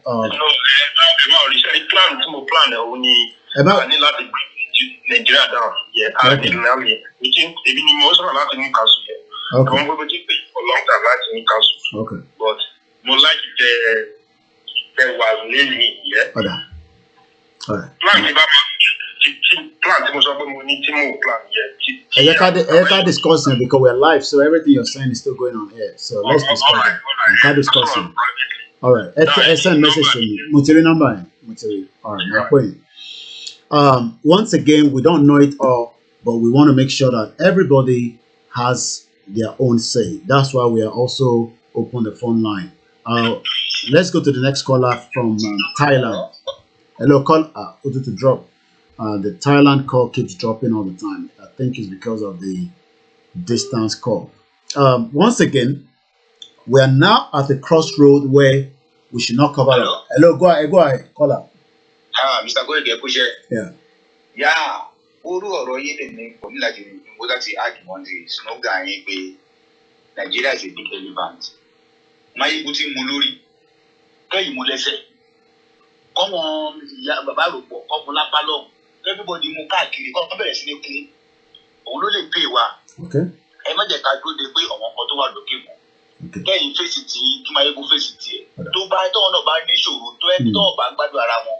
Tó bá rí wàrà yàrá díẹ̀ wọ́n máa sọ kọ́ bó tó bá ní pé ká dúró fún wọn kan tó wà lókè níbi kan wọ́n máa ṣe àti nípa àwọn ẹ̀kan ọ̀rọ̀ wọn wọ̀ níyàn ẹ bá wo program marriages ọ̀nà sátọ̀dẹ̀ Máyégún kò tí ì bọ́ ìdí bẹ́yẹn ó fẹ́ràn pé àwọn kan tẹ̀yìn face Máyégún náà ti rí díẹ̀ náà sọ́dẹ̀ ti ń bọ́ ẹ̀ ní pé tó bá ti ń try any key because ó fẹ́ràn pa àti rí pé ọ̀wọ́n tá à ń fún respect ọ̀wọ́n tá à ń fún ní feedback gan ọ̀gán ló ṣe wá náà jẹ́ ká lọ. Wọ́n fẹ́ keep Igboho sínú bẹ̀rẹ̀ fún títí di election. Yes. Irú dẹ̀ ti ń bí Máyégún. Ó ti pọ̀ sí ètò tó bẹ̀rẹ̀ ó ti bẹ̀rẹ̀ sí ní sọ̀rọ̀. Nísìnyí ó kókò mention name. Ṣé rí nísìnyí ẹ jẹ́ ká mọ̀ ọ́ tó ń ṣe wá. Tẹ́lẹ̀ kan máa sọ pé báyìí kò ń fọ̀rọ̀ sábẹ́ àwọn sọ ẹ̀. Máyégún lè sọ fún ẹ pé tó ọ̀ bá ti stop òun á bẹ̀rẹ̀ sí ní mention orúkọ wọn. Ó mention orúkọ wọn ká bẹ̀rẹ̀ sí ní. Because wọ́n ti ní pé tó kú lé ò bá pa ni wọ́n ní tóbi ló bá lanu alágbá òdì ráyè mọ́ bí. Àwọn pípọ̀ yìí ló ń ṣe wá ọ̀rẹ́ tí ó ti fi wọ́n ti gbọ́n pípọ̀ yìí ló ń ṣe wá. Because òun ló jẹ́ pé gbogbo ẹ̀ ń fọ́ tí gbogbo agbó tẹ̀ ń pa kò ní effect àwọn bàbá yẹn ló ń pull everybody down wọ́n pa wọ́n ní sẹ́yìn àwọn sẹ́yìn wọ́n kò ní bọ́ sẹ́yìn oníkọ̀tọ̀ lè ṣe wọ́n lè ṣe wọ́n lè sọ pé wọ́n ní di ọ̀dà látòkè wọ́n mọ̀ dàgbé tó bá máa ṣe tán àwọn náà ló máa lọ tó bọ́ ọmọ ẹ̀ ọlọ́run máa kọ́ lọ bá polisi pé ọmọ ọ̀rọ̀ wọn ṣe pé kọ́ kó wọn lọ. wọ́n pa wọ́n nílé Ìgbòho àwọn lídà ìwà bẹ́ẹ̀ wọ́n sẹ́yìntì náà Máyégún dìde ń sìn ó lóun fẹ́ lo platform tòun kó òfin ràn Ìgbòho lọ́wọ́ kó tẹ̀ báyìí kó dárúkọ Yorùbá nation Ìgbòho ló wà kàn sáyẹn pé ó dẹ̀ contact Ìgbòho ẹ̀ wá sọ pé kó pull down pé kó save orúkọ ẹ̀ kí ni gbogbo yẹn ẹ jẹ́ ká pariwo síta Mr. Koiki ẹ̀yìn tí mo lọ́rùn Máyégún tí mo lójú kọ́ bàbá àròpọ̀ rẹ̀ ọ̀wọ́n heritage kọ́ ẹ̀ máa tọwọ́ bọ̀ lójú àwọn tó ti ń gbé wọn lọ sí ECOWAS kọ́ máa rò wọn lọ sí ECOWAS kọ́ rí dààmú wọn yára àti ẹ̀ ó fẹ́ràn pé èmi onídìtẹ̀ mi o ó fẹ́ràn pọ́n tàbí ṣojú dàbí Yorùbá níjọ tá à ń sọ yìí gangan ó fẹ́ràn pọ́n ọpẹ́ náà tó pull wa down so need láti need the authorization for anybody again you are educated enough if you need the lewa you know the right thing to do ẹ̀yin ni spokesman fún Ìgbòho tí kò bá ṣe Ìgbòho kò máa ṣe yìí tí kò bá ṣe yìí kò máa ṣe Ìgbòho so of people yẹn ọkọ̀ ni máa fà wá sẹ́yìn orúsọkúsọ wo nìyẹn lórí kí náà tí a láti ṣe yẹn nìyẹn Máyégún tó gbé try effort ẹ lọ pé ẹ mú tù síbẹ̀ ẹ sọ pé ẹ ṣe ní tí Máyégún gbé platform tẹ̀ ń sìn ẹ wá sọ pé kó protect orúkọ ẹ orúkọ wèrè wo náà kó ní kó protect orúkọ àdẹ̀tẹ̀pọ̀ wọn leader tàjà náà kó fi back ẹ jẹ́ ká máa mọ̀ ẹ jẹ́ ká kọ́ pariwo wọn síta ká mọ̀ wọn ká mọ̀ ọ́ tá máa dín pẹ̀lú kí bàbá Akíntóyè náà kọ́ jẹ́ wà vigilant kọ́ má bàa ṣe bàbá yẹn jẹ́ ẹ jọ torí Ọlọ́run dìtì ẹ̀yin méjì ẹjọ́ ẹ rẹ́pọ̀ tẹ́yìn bá ti ń kì lẹ́gbẹ̀ẹ́ tẹ́ bá ti ń kì mọ́ sí kọ́wọ́ ẹ̀ máa yìí kọ́ lómi máa yìnbọn sí títí tẹ́yìn ẹ̀ mẹ́tẹ́ wá fi wó kò lè dákẹ́ báyìí ọ̀pọ̀ politician ò sùn náà wọ́n wọlé àwọn bá yẹn reputation representative mélòó dání nígbà tó bá ti ń pa àwọn ọmọ yẹn ẹ̀wọ̀n mélòó ló jáde ló ń bá àwọn bá yẹn pé àfihàn tó ń ṣe báyìí kó ló ń ṣe báyìí àwọn politician yẹn wọ́n ló ń bá àwọn bá yẹn káàmù ọ̀tẹ̀ máa débẹ̀ ádàá wọn máa gbà á láyé wọn tẹ̀ nígbà á láyé káàánú náà kan náà reputation representative tó máa bá wọn tó máa jáde díẹ̀ àná wọlé òpè pọ̀ fẹ́ jà òye pọ̀ dúró tó ń bọ̀ wọn ò fẹ́ kọjá pé wọ́n máa ṣe tó tẹ́ pàwọ́ ara náà máa sọ pé báyìí wọn náà ṣe àárọ̀ ń ṣe kọ́tẹ́ bọ̀dé sáfún ní ìwé pọ̀ ọ̀rẹ́ náà jọ̀lẹ̀ ṣé ikú ò ti pa wọ́n rẹ̀ bí ikú ti ń pa wọ́n náà wọn ò bẹ̀rù kú mọ́ náà ikú ti ń pa wọ́n rẹ̀ bí wọ́n mọ̀ wọ́n rẹ̀ láti defend ara wọn bọ̀ tó bá tó defend ara wọn náà àwa Yorùbá ìtàbíṣe wọn tó fi ṣe dídà wáyé náà àwọn náà ló máa kọ́ jáde tó máa tọ́ pé ọ̀rọ̀ wọn ṣe ó kéye ẹ̀rọ wọn ṣe kálífà ájà fún wa wọ́n pa wá díẹ̀ látòkè ẹ jẹ́ ká bẹ́ látòkè gbogbo wọn tó bá ti wà competent ẹ jẹ́ kó gbó wọn sílẹ̀ kan dárúkọ wọn kó lé wọn dànù. Thank you very much. Let's go straight to US where a new caller have joined us. Hello, caller. Hello, Mr. Koiki. Ẹ káàbọ̀ sir. Ẹ káàsán lọ́dọ̀ yín bẹ̀rẹ̀ káàrọ̀ lọ́dọ̀ wa bí. Definitely different time zone. Ẹkú ètò ẹkú àkíyèsí ọlọ́pàá olójú àbá àwọn pẹ̀lú. Ṣé rí àìdíà tí ẹ mú wá ní ìní? Àìdíà mi kò tí stop M1 náà. Ẹ má rò pé àìdíà yẹn M1 yẹn ṣì wà on the standstill. But M1 is not something we go too much details in, and everybody knows that. And tó bá really for M1, ẹ máa bá wa sọ̀rọ̀ lẹ́yìn ni, and we probably know each other to know how we can move forward. It's not something we can be debating or even talk about. So because everybody knows that we are being watched, on every step. But that M1 will eventually give us the big bang, and that can happen anytime. It doesn't matter wait time by. Need the kankan láti consult. Mo sọ fún àwọn gbogbo àwọn tó wà nílé need the bàbá kankan. Need Koiki concept láti sọ pé bàbá ẹ. Whenever you think it's feel like happening, it will happen just as it's happening around the world. It's as simple as that. Go ahead. Sorry for taking a bit of your time. Ní orí èyí tí èmi sọ pé kí oníkálukú claim pé ọmọ Yorùbá ni bíbélì kì í ṣe ọmọ Nàìjíríà. Wọ́n understand ọ̀pọ̀lọpọ̀ ara ló wà nínú ọ̀pọ̀lọpọ̀ àwọn èèyàn tó jẹ́ pé ara lè pọ̀ nílẹ̀ tó yẹ ká dá tó dẹ̀ jẹ́ pé ara ń gbénú alára pèsè ni tó jẹ́ pé wọn ò ní practice ara yẹn.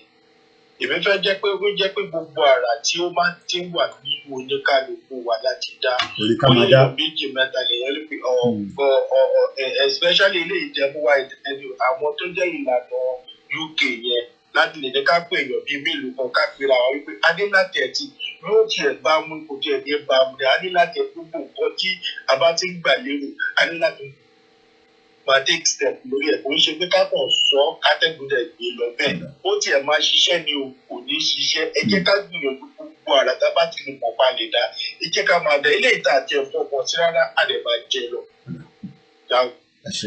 Ọdún mo kàn fẹ́ gba gbogbo àwọn ọmọ Yorùbá ní àmọ̀ràn nìyẹn pé gbogbo àrà tá a bá ti lè pọ̀ pé a lè fi jẹ lọ ẹ jẹ́ á máa dá ó yóò máa ṣiṣẹ́ àbí ò ní ṣiṣẹ́ ẹ jẹ́ á fi yẹn lẹ́sọ̀dọ̀ lọ ní Ọlọ́run ọba láàrin kó túbọ̀ ló jẹ́ nínú kan. Inshallah, àmín Jésù Kristi, àmín.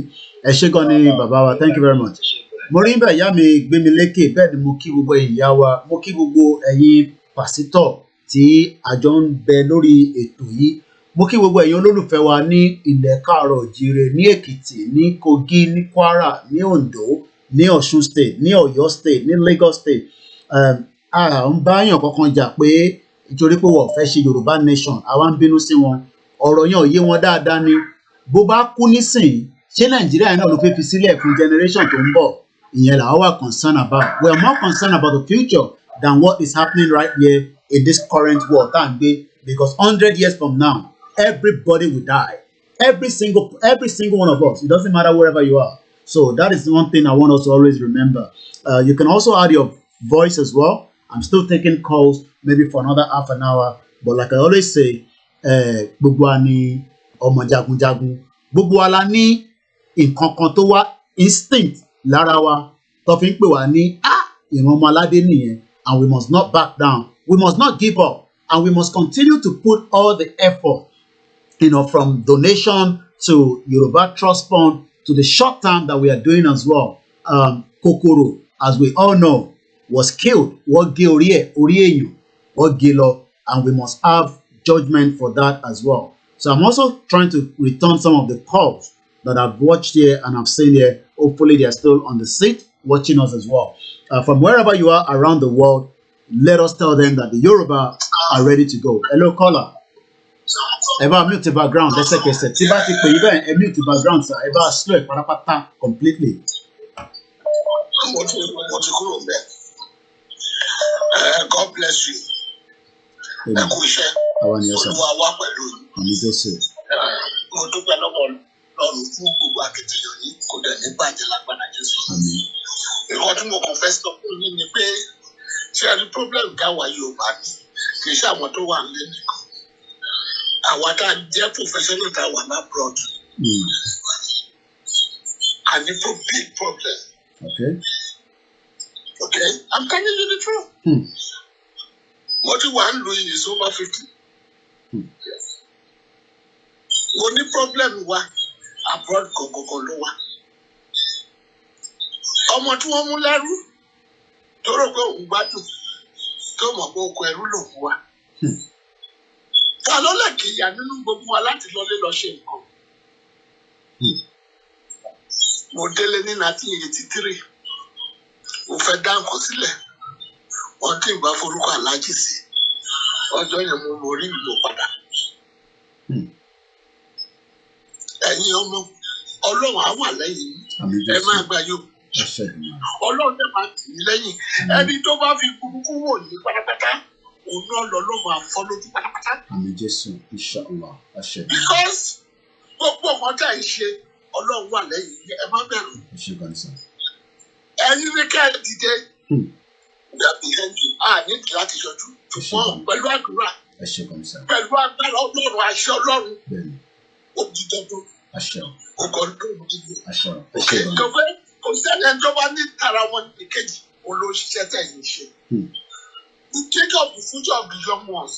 Ìlú ìbí tá a wà, wọ́n rọ ọmọ wọn tó ti bọ̀ for the next 100 years. All what they are doing it for 100 years. Design gbogbo for 100 years. Ẹ wo bí Yorùbá ṣe rí. Ẹ tó bá wà ní Yorùbá tẹ́lẹ̀tẹ́lẹ̀ in the 50s and 60s tó bá délé a máa sunkún mi. Kò sọ mi nílùú kankan. Kò sí template kankan ṣiṣẹ́. Kò sí nothing is working. Àwọn tó wà lábọ́ọ̀dì. Àwọn professionals. Yes, lọ́gbẹ́ mo máa rí wọn ìsọkúsọ necessary argument nọ́mbẹ̀ sí IQ nọ́mbẹ̀ sí debate. ó máa fẹ́ divert attention wa kúrò nínú nǹkan tí tó yẹ kó jẹ́ concern fún wa. bẹ́ẹ̀ ni tó bá ní comment àwọn èèyàn Yorùbá nation Yorùbá club tó bá that's why ọ̀pọ̀lọpọ̀ fi join because when you see their comment and you call yourself a professional. Okay. Ara nǹkan tó ń bá nǹkan jẹ́ mò ń sọ fún ẹ̀yin. Ó ti yé mi dáàdì, ó yé mi sà. Ó náà jẹ́ ká ní unity. Tó bá jẹ́ sọ fún wọn òyìnbó ni wọ́n máa sọ kùlà. Kàní kò gbóyìnbó. Ẹ kóra níjọ ẹlẹ́yìn PhD, ẹ̀yin dọ́kítọ̀, ẹ̀yin lọ́yà. Wọ ìlú yìí. Àwọn ọmọ kéékèèké who are not educated, they work together. Be clear. Lọ́bì gbogbo wọn àti tó kàwé. Bẹ́ẹ̀ o, àdúrà la máa gbà fẹ́ jẹ́. Ẹ ṣé gan ni dáàdì, ẹ ṣé gan ni sà. Àmín. Láṣẹ Èdùmàrè. Thank you very much. Ẹ ṣé gan ni. Ẹ ṣé gan ni dáàdì. Bẹ́ẹ̀ ni mo kí kò ń ṣe bàbá wa yìí nìkan, gbogbo ẹ̀yin bàbá wa tí ẹ ń bẹ níkàlẹ̀, ẹ ti sáàbù lùkọ̀ọ̀kan ní gbogbo ibi tẹ́ wà, especially abroad. Èyí tẹ́ wà nílé náà the same thing. Mr. Adé tẹ́ ń pè láti UK, maybe kẹ́ pè direct because WhatsApp yẹn ó kàn drop mi. Ṣe rí gbogbo àwọn tí wọ́n ti ṣiṣẹ́, ẹ ṣé gan ni ìyá wa Gbémilékè, mórí ẹ̀ńbẹ̀, John Olúṣọlá, Jimoh Láyínká Kàbírù. I can cite all of you on Instagram as well. Form unity to fight Nigerian system. We can't achieve the freedom. I'm in Biafran. Okay, Holly Biafra there. Thank you very much to all the platforms where I can always appreciate each and every one of us that is working to liberate the people. Like I said, you might want to call direct because I'm not sure why your call is dropping. And we only have less than half an hour before we go. Anyway, that's only maybe you're not in the country or you're probably outside. Let's return this call. It's from, I think, UAE. There's going to be different ways. I still believe that our only way is going to be different from the other people's way. I know we need a big bang, but we can't be discussing that, on the social media. Hello, caller, go ahead. How are you?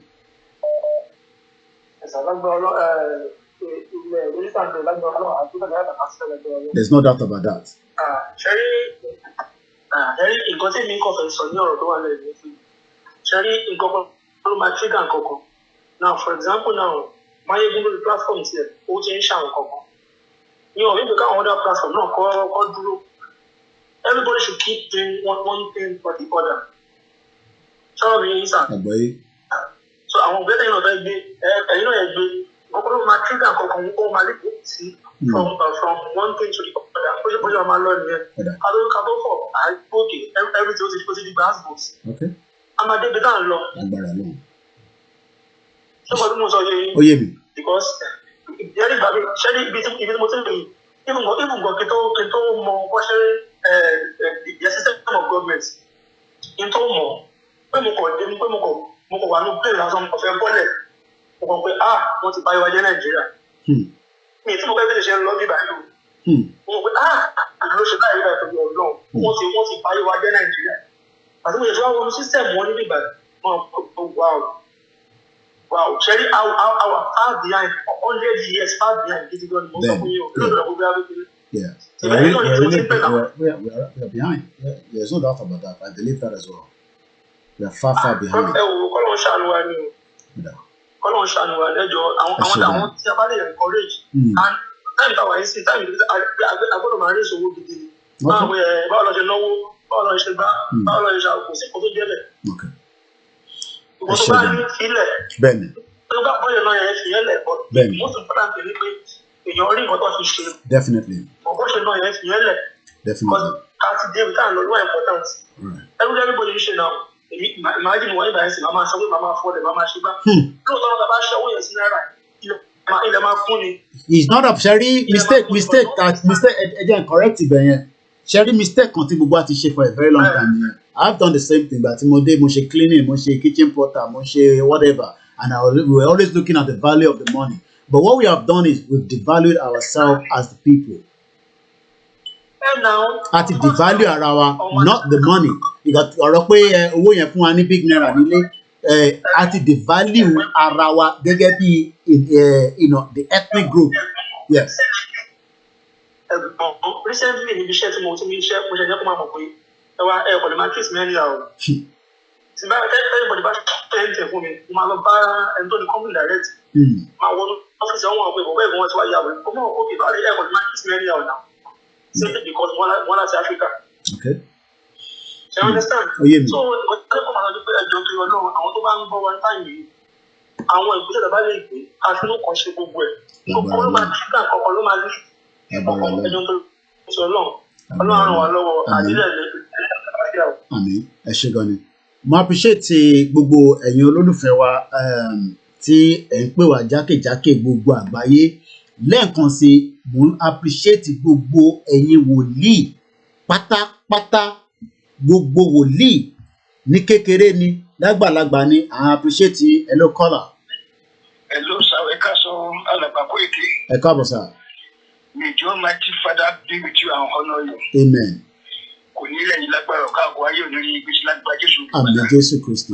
Gbogbo ìkórè àwọn ọ̀tánú ayé yín ọ̀rọ̀ àdùn òun lágbára ọ̀gá òun. Àmín, àmín. Ọba tó bí ojú Jẹ́ríkò owó tí ó padà gbé wọn gbogbo ìrìnàjò ayé àwọn ọ̀tá pápátá lọ ti ju oúnjẹ kò ní padà gbé wọn lágbára Jésù. Àmín Jésù, àmín. Kò sígbà tẹ́ ẹ̀ ṣe prógámù tá pé wọ́n inú máa ń dùn ní torí wọ́n ní ọ̀tọ̀ ọ̀tún lọ́jọ́ ní ẹ̀ gbé jáde ní big way ní ìbáwí ilé ìpàdé. Ẹ ṣé gan ni sir.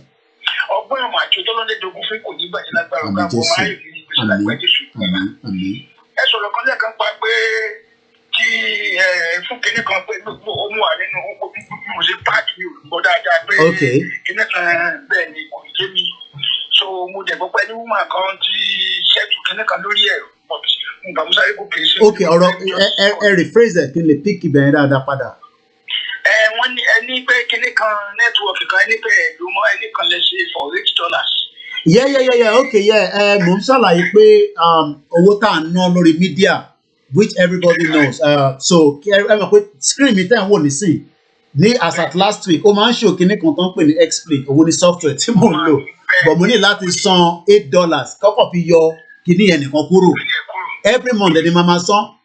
So lóòótọ́ èmi ò concern but ẹ máa wọn kankan máa wọn pa akílódé tó ń show explain ẹ máa wọn yan wa but èmi ò really concern. So mo kàn tó láti sọ pé for every time we are spending a lot of money for different irú mixlr nísìn àwọn èèyàn wà lórí ẹ̀ tó ń gbọ́ wa nísìn àwọn because ìyẹn wà cheaper fáwọn èèyàn láti listen bí ṣe bá ń sọ̀rọ̀ nísìn number 18 place èèyàn 4 ló ń gbọ́ lórí mixlr yẹn but as at last week a lè lò ìdí ni pé band ẹ mọ̀ pé gbogbo ó dàbẹ̀ tó ń lo ẹjẹ́ ṣàlàyé fáwọn èèyàn tó ò bá yé nílùú yìí ẹ̀yin tẹ wà nílé tẹ bá ra àwọn gbogbo èèyàn tó ń lo fóònù yẹn contract ni ẹlòmíì kẹrẹ pay as you go ló ní pay as you go yẹn eye tó bá fún ní gig bí i 10 gig ni irú àwọn bàbá wa kankan nísìnyí wọn need a lot of gig kékeré lọ ní but irú àwa tó jẹ́ pé tí a bá ti jáde àwa need a lot so eye tẹ́lẹ̀ mi máa san yàtọ̀.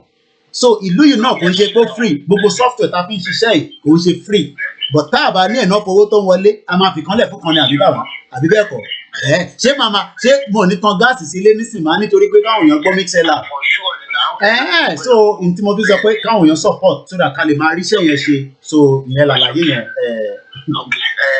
Èmi ni pé every month na you be supporting you ma ti wọn akájẹ máa sọ sí ẹ bá ti lọ pé akánàbà yẹn mo appreciate sir. Pẹ̀lú ti ìlànà UK tó ń ṣe àwọn máa ṣe every month àwọn sọ pàpọ̀ sínú ẹ̀. Thank you very much. Wọ́n á ní pé ṣé gbogbo èyí tí wọ́n ń pariwo sọ yẹn ní kó máa sọ̀rọ̀ ọba ẹyọ kan tó dáńgẹ́ jíà òun ẹ̀ ò jalè. Kábíyèsí ẹ̀. Bàbá yẹn kò jẹ́ kò mú pẹ̀lú oníkálukú wọn. Sọ́jà ní òjẹ́ ní pẹ̀lú block tó ń gbà tó ń kásọ létí èjìká káàkiri ni àbálá fi jẹ́ pé ó gbayé àwọn ọlọ́mọdé tó fẹ́ yàwó tó ń ta gbogbo ilé káàkiri kí làwọn ẹ fẹ́ ṣe èké ìgbà ayé àwọn ẹ ti kọjá kò sígbà kankan mọ́ kí tó lè ṣe fún wọn tó lè dá wọn lójú ni pé káwọn boys kan jáde kọ́ máa tì nàbọ̀ palace wọn náà pàdé ọ̀dà I'm telling you láti tó léwe káàdì kí mo wà Nàìjíríà ní bàbá káwọn boys lẹ́yìn ìṣẹ̀lẹ̀ ni kàbá wà bẹ́ẹ̀ ni màá káwọn boys lẹ́yìn ọ̀rọ̀ tí mo fẹ́ sọ ní tí mo fẹ́ rí àwọn bàbá ìkálá èyí tó kálá jèmi gan lọ́sẹ̀ fún. Tí wọ́n bá fi náà ẹ̀wọ̀n ní ẹgbẹ́ ní abúlé ẹgbẹ́ tó máa ń kọ́ wọn máa kọ́ wọn burúkú tó ń tẹ̀rín. Wọ́n máa sọ ọ́ sínú ahéré wọn ní. Wọ́n máa sọ ọ́ síbẹ̀ wọ́n máa túká ní. Tí wọ́n bá ti strike wọn bá yẹn, kò sí ọgbọ́n àwọn ọba dárí àwọn ọba orí pátì ní ìsìn. Tí kan bá ṣe pàtó bíi àgbogbo àwọn akọ̀rọ̀ àgàgà ọ̀dájà yẹn, àdìgá ìjọ pé tó máa fún ọ ní breaking news ló máa wọlé. At the middle of the event ló máa wọlé. Náà wọ́n máa kí wọ́n rárá gbogbo ọ̀dà bàtẹ́ bá gbóhùn jẹ́ ìdání òkèlè ẹ̀ ní ìgbésẹ̀ lọ́dún bẹ́ẹ̀ ọ̀dájà ni o. Ọmọ bọ́ yẹn gbọ́n. Ẹ mú sọ pé kọ́pẹ̀tì máa kí ló ṣẹlẹ̀ ní Ifẹ̀ tó fún ọ ní kọ́fíù. Ẹ̀rù ti bá díẹ̀ díẹ̀ kí ló ṣẹlẹ̀ nífẹ̀ẹ́ kí náà èyí tó ti fún ọ ní kọ́fíù. Gbogbo àwọn yẹn kọ́ máa ṣe ní kọ̀ọ̀kan kọ́ máa sọmọ́ sí ní kọ̀ọ̀kan ẹ̀wù kéṣà lè lóyún. Ẹ̀wù kéṣà ẹ̀wù gúrú màrájì. Kí ibi tí gbogbo àti òpéyàn gidi ní lára fún gbọ̀ngàn ọ̀tá ló jẹ́ ńgbà tí olóyè Ìgbòho lọ tó lọ òpéyàn gidi ní. Àwọn ẹ̀rọ tó dàbí bíbí bẹ́ẹ̀ fàníkà òde gbogbo àwọn wọ̀nyẹn. Gbogbo àwọn ẹgbẹ́ kọ́ máa dáná sun ní kọ̀ọ̀kan máa sunlé wọn kọ̀ọ̀kan. Kọ́ máa sunlé wọn láti sọ léwé. Kí ni bá tó máa ráyè lọ sílé báyìí bàbá àbọ̀ ẹ̀sìn lẹ́yìn. Kò ní sọ́mọ kò lè nínú fúnra mi ní sọ́mọ òkè. Àjọ gbàgbé àwọn oníbó ní nǹkan tó máa fẹ́ tí wọ́n bá ṣe bẹ́ẹ̀ fún wọn. Ẹgbẹ́ ní Fúlàní bẹ́ẹ̀ ni kò sí gbéyàwó wọn, kò sí gbọ́mọ wọn. Àwọn bá wọn yẹn máa wà nílé pẹ̀lú wọn kọ́ ló ṣẹ̀dọ̀ fún àbúrọ̀dù. Àwọn òṣèlú ló ń tọ́jú ọ̀dájọ́ àwọn bá wọn yẹn kọ́ sọ́bì káà àwọn bá kan bírèkì káà lójijì pẹ̀lú àwọn ọlọ́pàá kọ́ dáná fún. Àìbọ̀wọ̀ bá kọ́jọ́ fún lábẹ́ ní lábẹ́ kò bá lásán. Tó dúpọ̀ yẹn kápá ti ń wo wọn pé kò sí pé bẹ́ẹ̀ ni ọba ká lọ́ba. Ọba kan kò sí ní kankan mọ́. Tẹ́tẹ́lẹ́ pàtàkì wà kékeré àlòkù ọba. Òkú ọba kú sí ọmọ atẹ́gbàsọ sílẹ̀ ní wọ́n á gbẹ́kọ̀tò wá sí. Wọ́n sí ọba lójú àwọn òkè ọmọ ìlú ni kò sí kankan mọ́. Wọ́n pẹ́ gbogbo ìjẹkújẹ tó ń jẹ oúnjẹ fún gbàgbà lọ́wọ́. A ti wà nínú ẹ̀rọ. Kí ló túbú kó Tinubu kó máa gbó fún wọn kí ọba àfẹ kó máa kàǹpé kó káwọn ọba jọ. Ọba tó jẹ́ lọ kígbe lórí ìlà pé kí tó ṣe kó oníkó withdraw. Bẹ́ẹ̀ mo rántí. Kí ló jẹ́ ẹmu tó ní àti gbogbo àwọn ọba pé wọ́n ẹ̀ka pẹ́tẹ́ lè ṣe orí Tinubu oníkádìbò fún oníkádìbò kalẹ̀ nílẹ̀ wa o. Torí owó kí ẹ̀ fún ẹbí yẹn ló fi jẹ́ ọba náà. Nígbà tí Adédoyin tó bá fa wàhálà ẹ̀bọ́n Tinubu ló dẹ́nu ológun kalẹ̀ onínáwó gbogbo gbà yẹn. Sẹ́yìn gbogbo nǹkan tá à ti ń ṣe yìí Ọlọ́run ràn wá lọ́wọ́ pẹ̀lú ẹ̀ Yorùbá nation náà ológun ìgbà kìíní. Ológun ìgbà kìíní ọ̀dà àdé àtẹ̀kùn lè nílẹ̀ ó dáa gan ni. Ọlọ́run àti expand lórí. Thank you very much. Amen. Amen. Amen. Thank you so much. Amen. Ẹ ṣé gan ni. Mo kí gbogbo ẹ̀yin tí ẹ jẹ́ bàbá sí wa nítorí pé ọ̀rọ̀ Yorùbá nation yẹn ó fẹ́ ẹlòmíì fẹ́ lè máa rò pé ọ̀rọ̀ yẹn ò ní jáde mọ́ táwọn máa fi lọ. So for them even hearing pé àwọn kan wà níbí báyìí and I always say pé kò ń ṣàwà nìkan I am just one out of so many people that are akíkanjú but in tèmi kàn mọ̀ ni pé we are not gonna back down. If they are thinking that we will back down, they are wasting their time. Office election, wash election, they are just wasting their own time. We are not going to relent, neither are we going to give them any breathing space. And they know that for the fact that they've locked the potentials of millions of Yorubas, what a damage you are completely. Okay, I hope I'm not messing around too much with the system behind. Okay, let's hope. Okay, anyway, almost winding down. I hope I'm still on.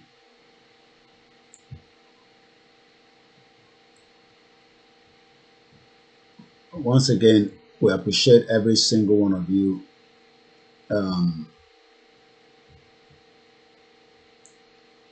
Let's bring it back here. Let's go straight. We have a new call. Hello, caller. Oh, Mr. Koiki. Ẹ káàbọ̀ sórí ètò. Ẹ káàárọ̀ mbẹ́ o. Ẹ reduce the background yẹn. Ẹ káàsán lọ́dọ̀ tí wàá ń bí. Ẹ káàbọ̀ sà. À ń gbọ́ yín sà. Ẹ kò ṣe tẹ́tẹ́kọ́tẹ́ ẹ ṣe o. Àwa nìyẹn sà. Sẹ́gbẹ́ gbọ́ mi sí. Mo ń gbọ́ yín as long as títí background ẹ bá ti lọ́lẹ̀ dáadáa tó bá yẹ pé bá pé méjì ni ẹ kò reduce ẹ̀ díẹ̀. Báyìí kan ó bá yìí kan. Ẹ reduce ẹ̀ pátápátá tó bá yẹ pé ẹnìkan lẹ̀ wá ń lé ní láti gbọ́ ti TV yẹn à ń gbọ́ yín látòrí fóònù ẹ ní láti gbọ́ra yín. Ẹ ṣe gbọ́ mi sí. Èmi ń gbọ́ yín bẹ́ẹ̀ ni sà. Ok, ṣe ẹ sọ̀rọ̀ kó lẹ́ẹ̀kan nípa ti pé Canada lọ́ba ti pé ẹ sọ̀rọ̀ lẹ́ẹ̀kan nípa pé kí wọ́n sẹ́ndì lẹ́tà sí àwọn ẹ́mbásì yẹn. Bẹ́ẹ̀ ni sà. Àti àwọn corporation. Bẹ́ẹ̀ ni dáre mo sọ bẹ́ẹ̀. Mo support adé 100% sà. Ok. Tabalẹ̀ rí àwọn tó máa dìde tó máa ti kí ni ẹ máàkì máa bẹ̀ lọ́la tabalẹ̀ bẹ̀rẹ̀ lọ́la kán take it serious. Ok. Yeah, so ama carbon copy gbogbo àwọn organization tó wà under ìlànà Yorùbá gbogbo ẹ̀ tó carbon copy everybody. Òun náà ni bẹ́ẹ̀ ni. That's the whole idea. Then we shall see what will happen in the next few months. Ẹ mọ̀ pé tí yẹn tó bá lọ sí àwọn embassy yẹn, what we are doing is we are sending a message to those embassies that the government in Nigeria will not tell them. So we are literally preparing their mind, not for any crisis or whatever, but we are only telling them that look, our condition, because I'm sure our lambara was already as far as I'm concerned. Our nìkan lambara was sọ̀rọ̀, but till over ti kọjá yẹn nísìn pé a ti ń bá àwọn ìlú because each of those letters, àwọn ìlú yẹn máa bẹ̀rẹ̀ sí send the message sáwọn ọmọ wọn tó wà Nàìjíríà pé kó wà a bit careful. Because they can see a signal of something coming up.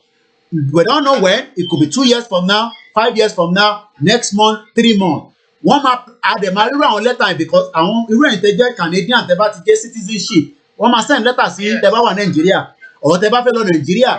One must update the website one. But because in that fight, my din conti and one Europe we could need. It's as simple as that. But I'm a way Ọlọ́run ọba ló másìkò ló dẹ̀ mọ̀ gbà so kí n má sọ jù bẹ́ẹ̀ lọ. Bẹ́ẹ̀ sà. So but Ọlọ́run àtúbọ̀ fún yín ṣe I dey thank God for your life. Ẹ ṣé gan ni sà. Ẹ ṣé gan ni. Ọlọ́run àti ìdáàbò bóyá àtàyọ̀ àtà. Lágbára Ọlọ́run. Ẹ ṣé gan ni. Ẹ ṣé gan ni. Àmì Jésù. Ẹ ṣé gan ni. Ẹ bá ń kí àwọn ọmọ mi náà.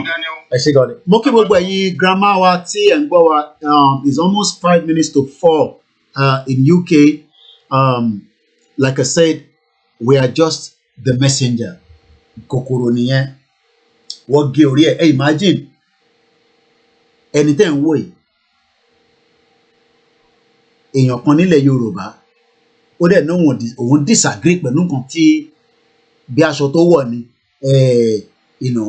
Eléyìí ò ṣọ̀rọ̀ Fúlàní sí Fúlàní nísìnyí o. Yorùbá sí Yorùbá lélẹ̀.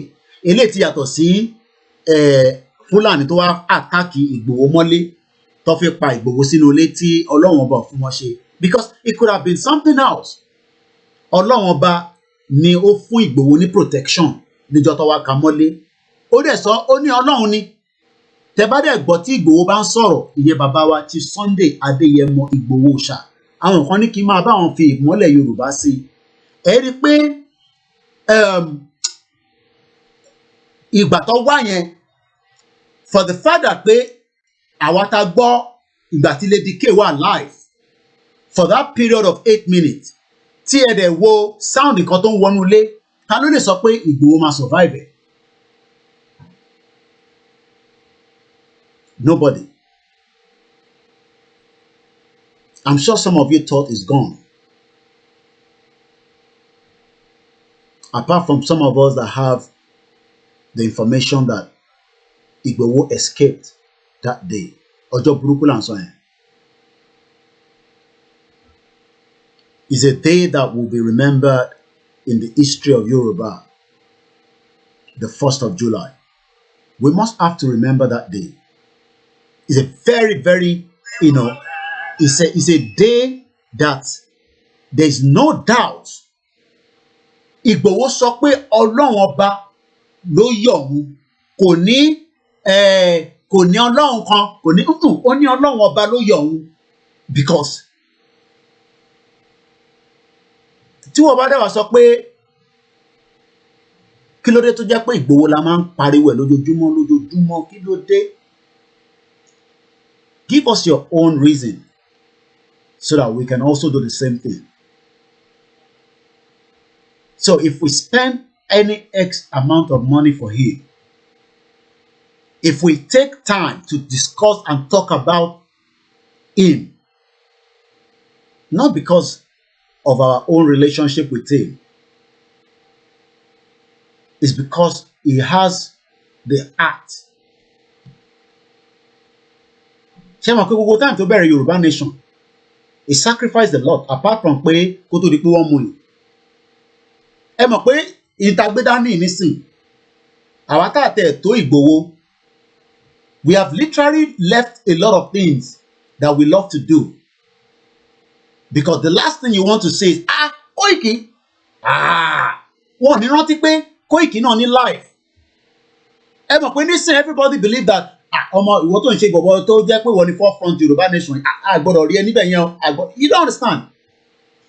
Èmi ẹ bá mi ò ti background, mò ń bọ̀. Èmi ò lè kọ ra ticket nísìn, mò ń bọ̀ ẹ̀gbọ́n mi ṣeun. Èmi ò lè ra ticket nísìn, bẹ́ẹ̀ ṣe fẹ́ ra ticket nísìn kí ni mo fẹ́ lọ Nàìjíríà nísìn. Ẹ̀yin kan máa béèrè pé Koiki kí ló ń ṣe ẹ̀ náà, ìbá ti sọ fún ẹ. That is part of the sacrifice that we are doing. But Igboho did more. And wọ́n gbé Prado wá sínú ilé kò gbé jáde tí mi fi tèmi tó fi mú o, kò gbé Prado yẹn jáde kúrò nínú ilé ẹ̀ pé ó wà nínú ẹ̀ pé kó fi gbé jáde. Ẹ̀gbọ́n sókè láti Dallas. Koiki bá bá. Pé méjì. Koiki bá bá. Another one is a counterfeit. Àwọn family ẹ̀ gan wọ́n wò látọ̀ nǹkan ni. Ó ga Olúwaṣadé Doyin from Dallas. Moment tó ń sọ̀rọ̀, orúkọ yín wà lórí system ni. No, fortunately or unfortunately, I'm from Ilé-Ifẹ̀.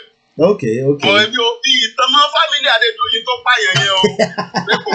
Ẹ ṣọ́ pé torí pé ó ti ṣẹlẹ̀ lẹ́sẹ̀ ń deny yẹn. No, bí ìtọ́mọ́ o, Adédoyin mẹ́ta ló wà fẹ́ o, abẹ́ẹ̀kọ́.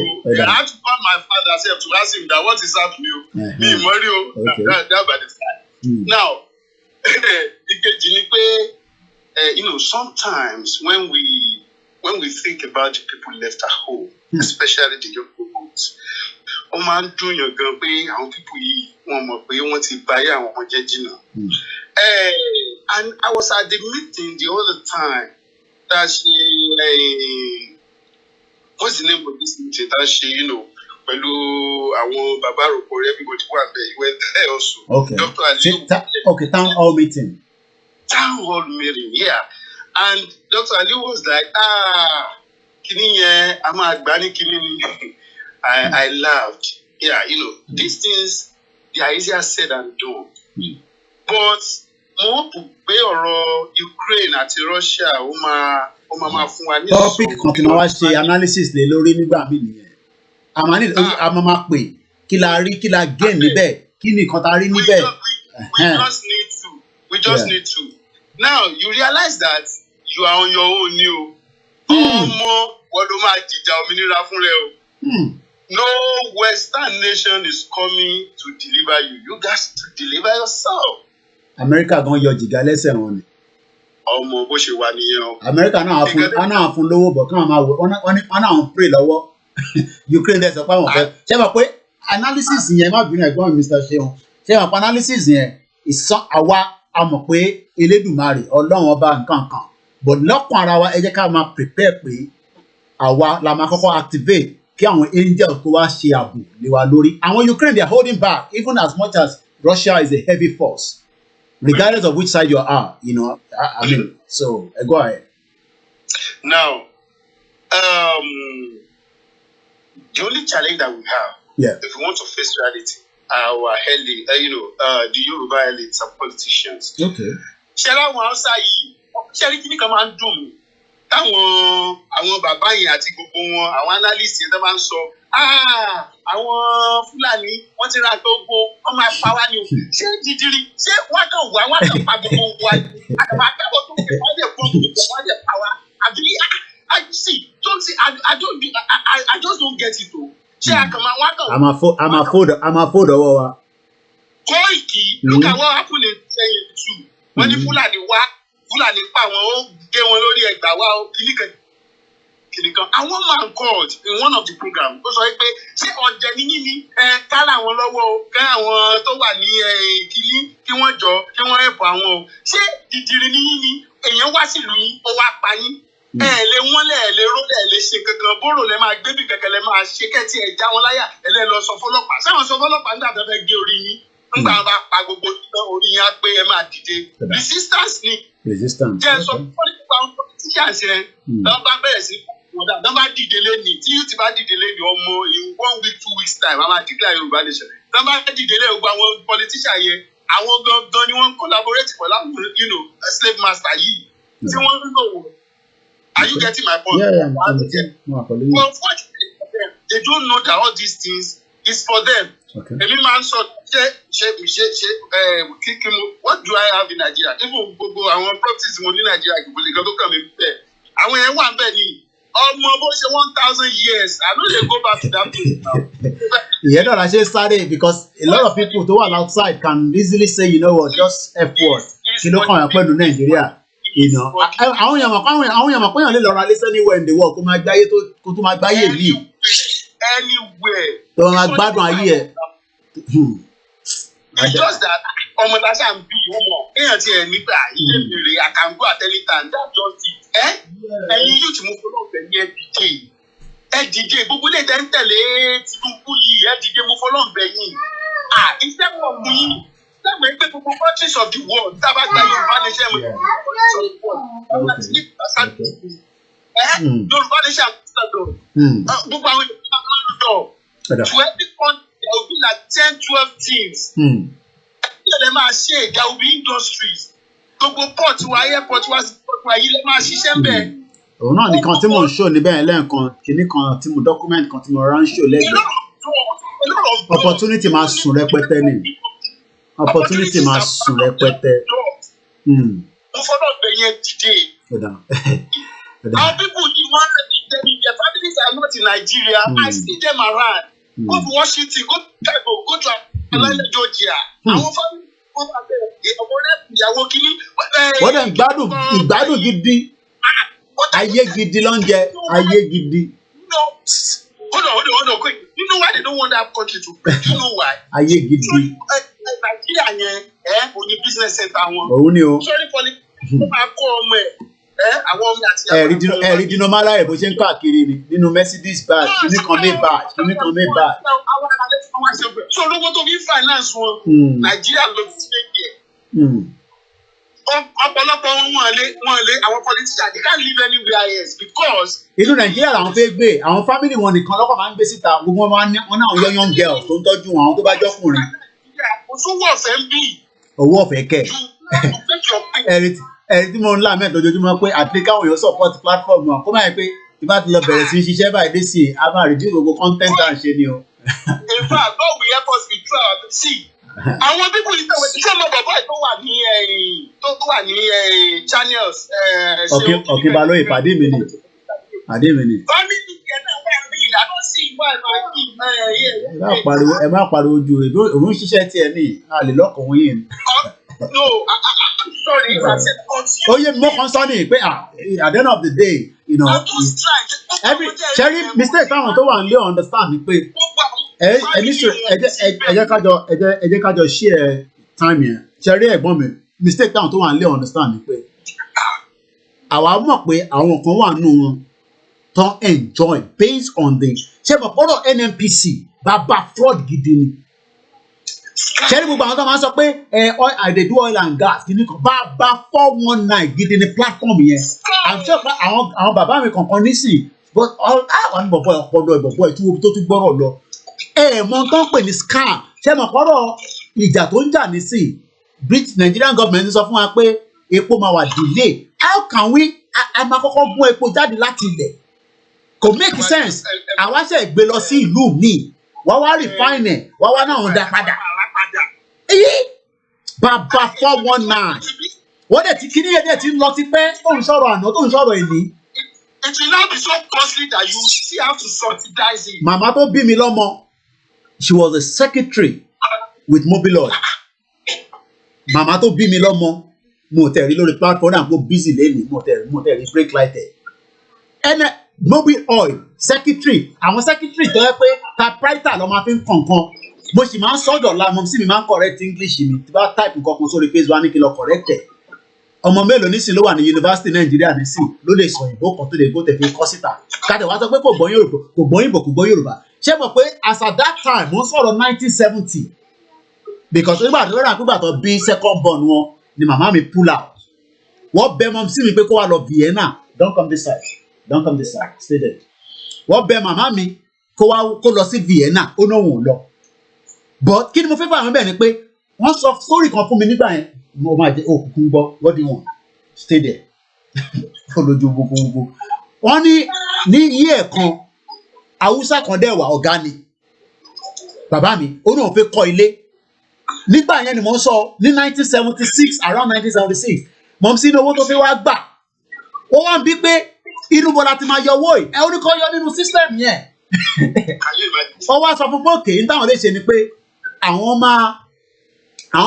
máa kọ́lé yẹn fún lóòótọ́ àwọn Julius Berger yẹn àwọn yẹn ti jẹ wá parun nítorí wá ṣe ni pé wọ́n wá ń yọ owó yẹn nínú sálárì ẹ̀ wọ́n ọ̀gbọ́n yẹn fún ìbọ̀ ẹ̀wẹ̀ as at that time ni mò ń sọ oya come this way your ball is there wọ́n ti bà nǹkan jẹ́ àwọn èèyàn rò pé Nàìjíríà tẹ̀ bàjẹ́ nísìnyí wọ́n ti sink wa ti pẹ́ so ìwọ tó wá ń sọ pé kẹ́kẹ́ tó wá fi ọ̀rọ̀ lé lórí sórí ìwọ tó wá ń lé tó wá ń sọ pé ká keep wọn Nàìjíríà ta ló ń keep ẹ̀ fún ni question ta ló ń tọ́jú Nàìjíríà yẹn fún tó bá ń ṣàwọn olórí burúkú tó ń jẹ mùláyà ẹ̀. Oga Koiki, follow up to the story you just said. No. Go that side. Do you know why this all this our Yoruba leaders, Yoruba elders, Afenifere, all this thing? You know they are stylistically fighting back. Do you know why? Because these people we are like business ventures to them. I'm telling you, the point of one negotiating.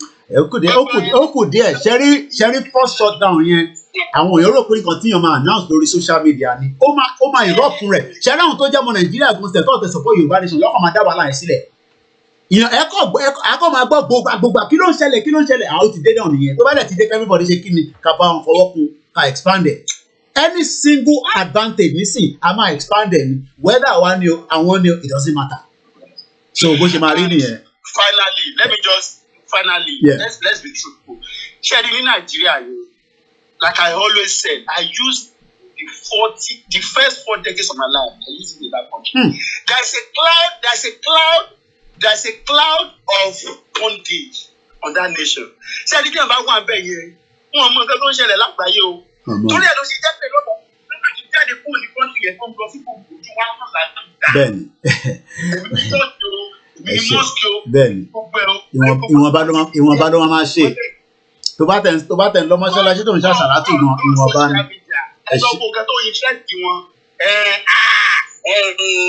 tó díke ẹ̀kọ́ máa gbọ́ tó díke ojú kan ló ń pè ní tó díke. All right, no problem. I'm not interested in it is well.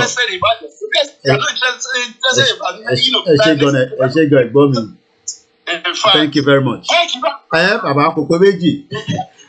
One love. Thank you very much. And that will be my last call for this program. As you know, I'll be back on the late night. Back to back ni. Nigeria lele yo. Ẹ jẹ́ ká fún wọn ní opportunity. Ẹgbọ́n sókè kíákíá under a minute. Ẹ káàbọ̀ sórí ètò sà. Ẹ káàsán sà. Mo ti rí bẹ́ẹ̀ náà la ṣe gbé tó bá ṣe bẹ́ẹ̀ ni mo ní gbé ẹgbọ́n sókè sà. Ṣẹ́rí progress ààrẹ tí mi rí nínú ìgbà tó ń bọ̀ yìí. Mo rí wò pé kí ni àwọn Nàìjíríà student irú àwọn nurse Nàìjíríà student kí ló ń ṣe lórí gbogbo ìwọ́n náà sọ. Mo rò kọ́ máa jáde ní weekend tó máa block gbogbo road ni but wọ́n jáde rárá.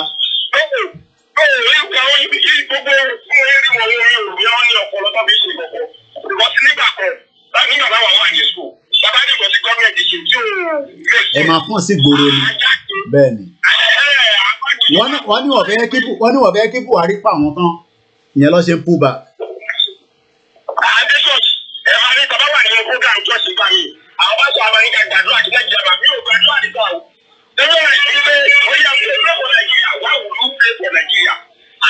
kúrò dá ilé ìyàtọ̀ máa pè fún nǹkan tó dá. Ó sọ fún wa wo sẹ́tọ̀ bí mo dára tí ó ń gba tó yìí ń dá wa lọ́wọ́ ní kíkì because èyí tí àwọn ọlọ́run yọ̀ borí wọn rò.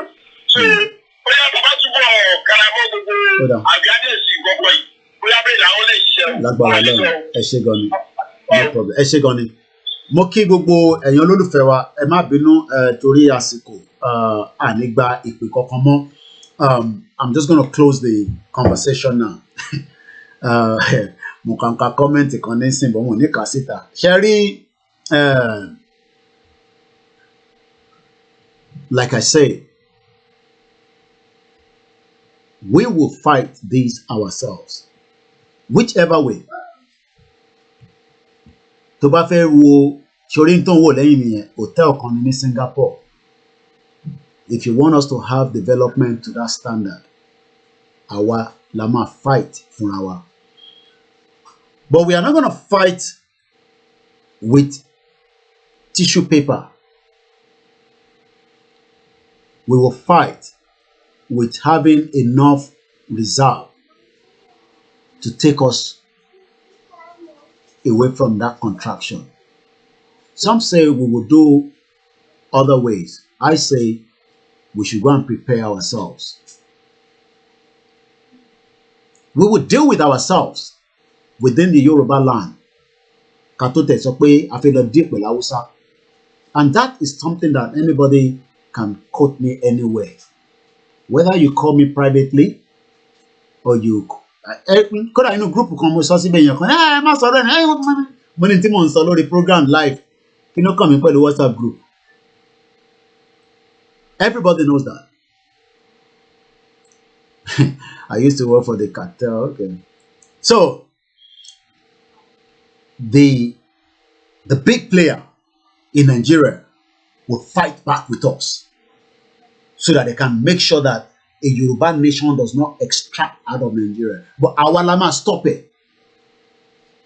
Because all the shenanigans happening in that Yoruba land, Tonfi Yoruba land, Tofi, so many things on our name.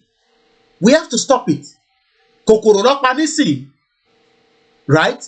Based on the fact that they say they are doing one Nigeria, lọ sí pa KOKORO. Tábà gba Yorùbá nation, bí ọkọ̀ bá pààyàn kan, àwọn ọmọ tàṣí fẹ́ deal pẹ̀lú ẹ̀.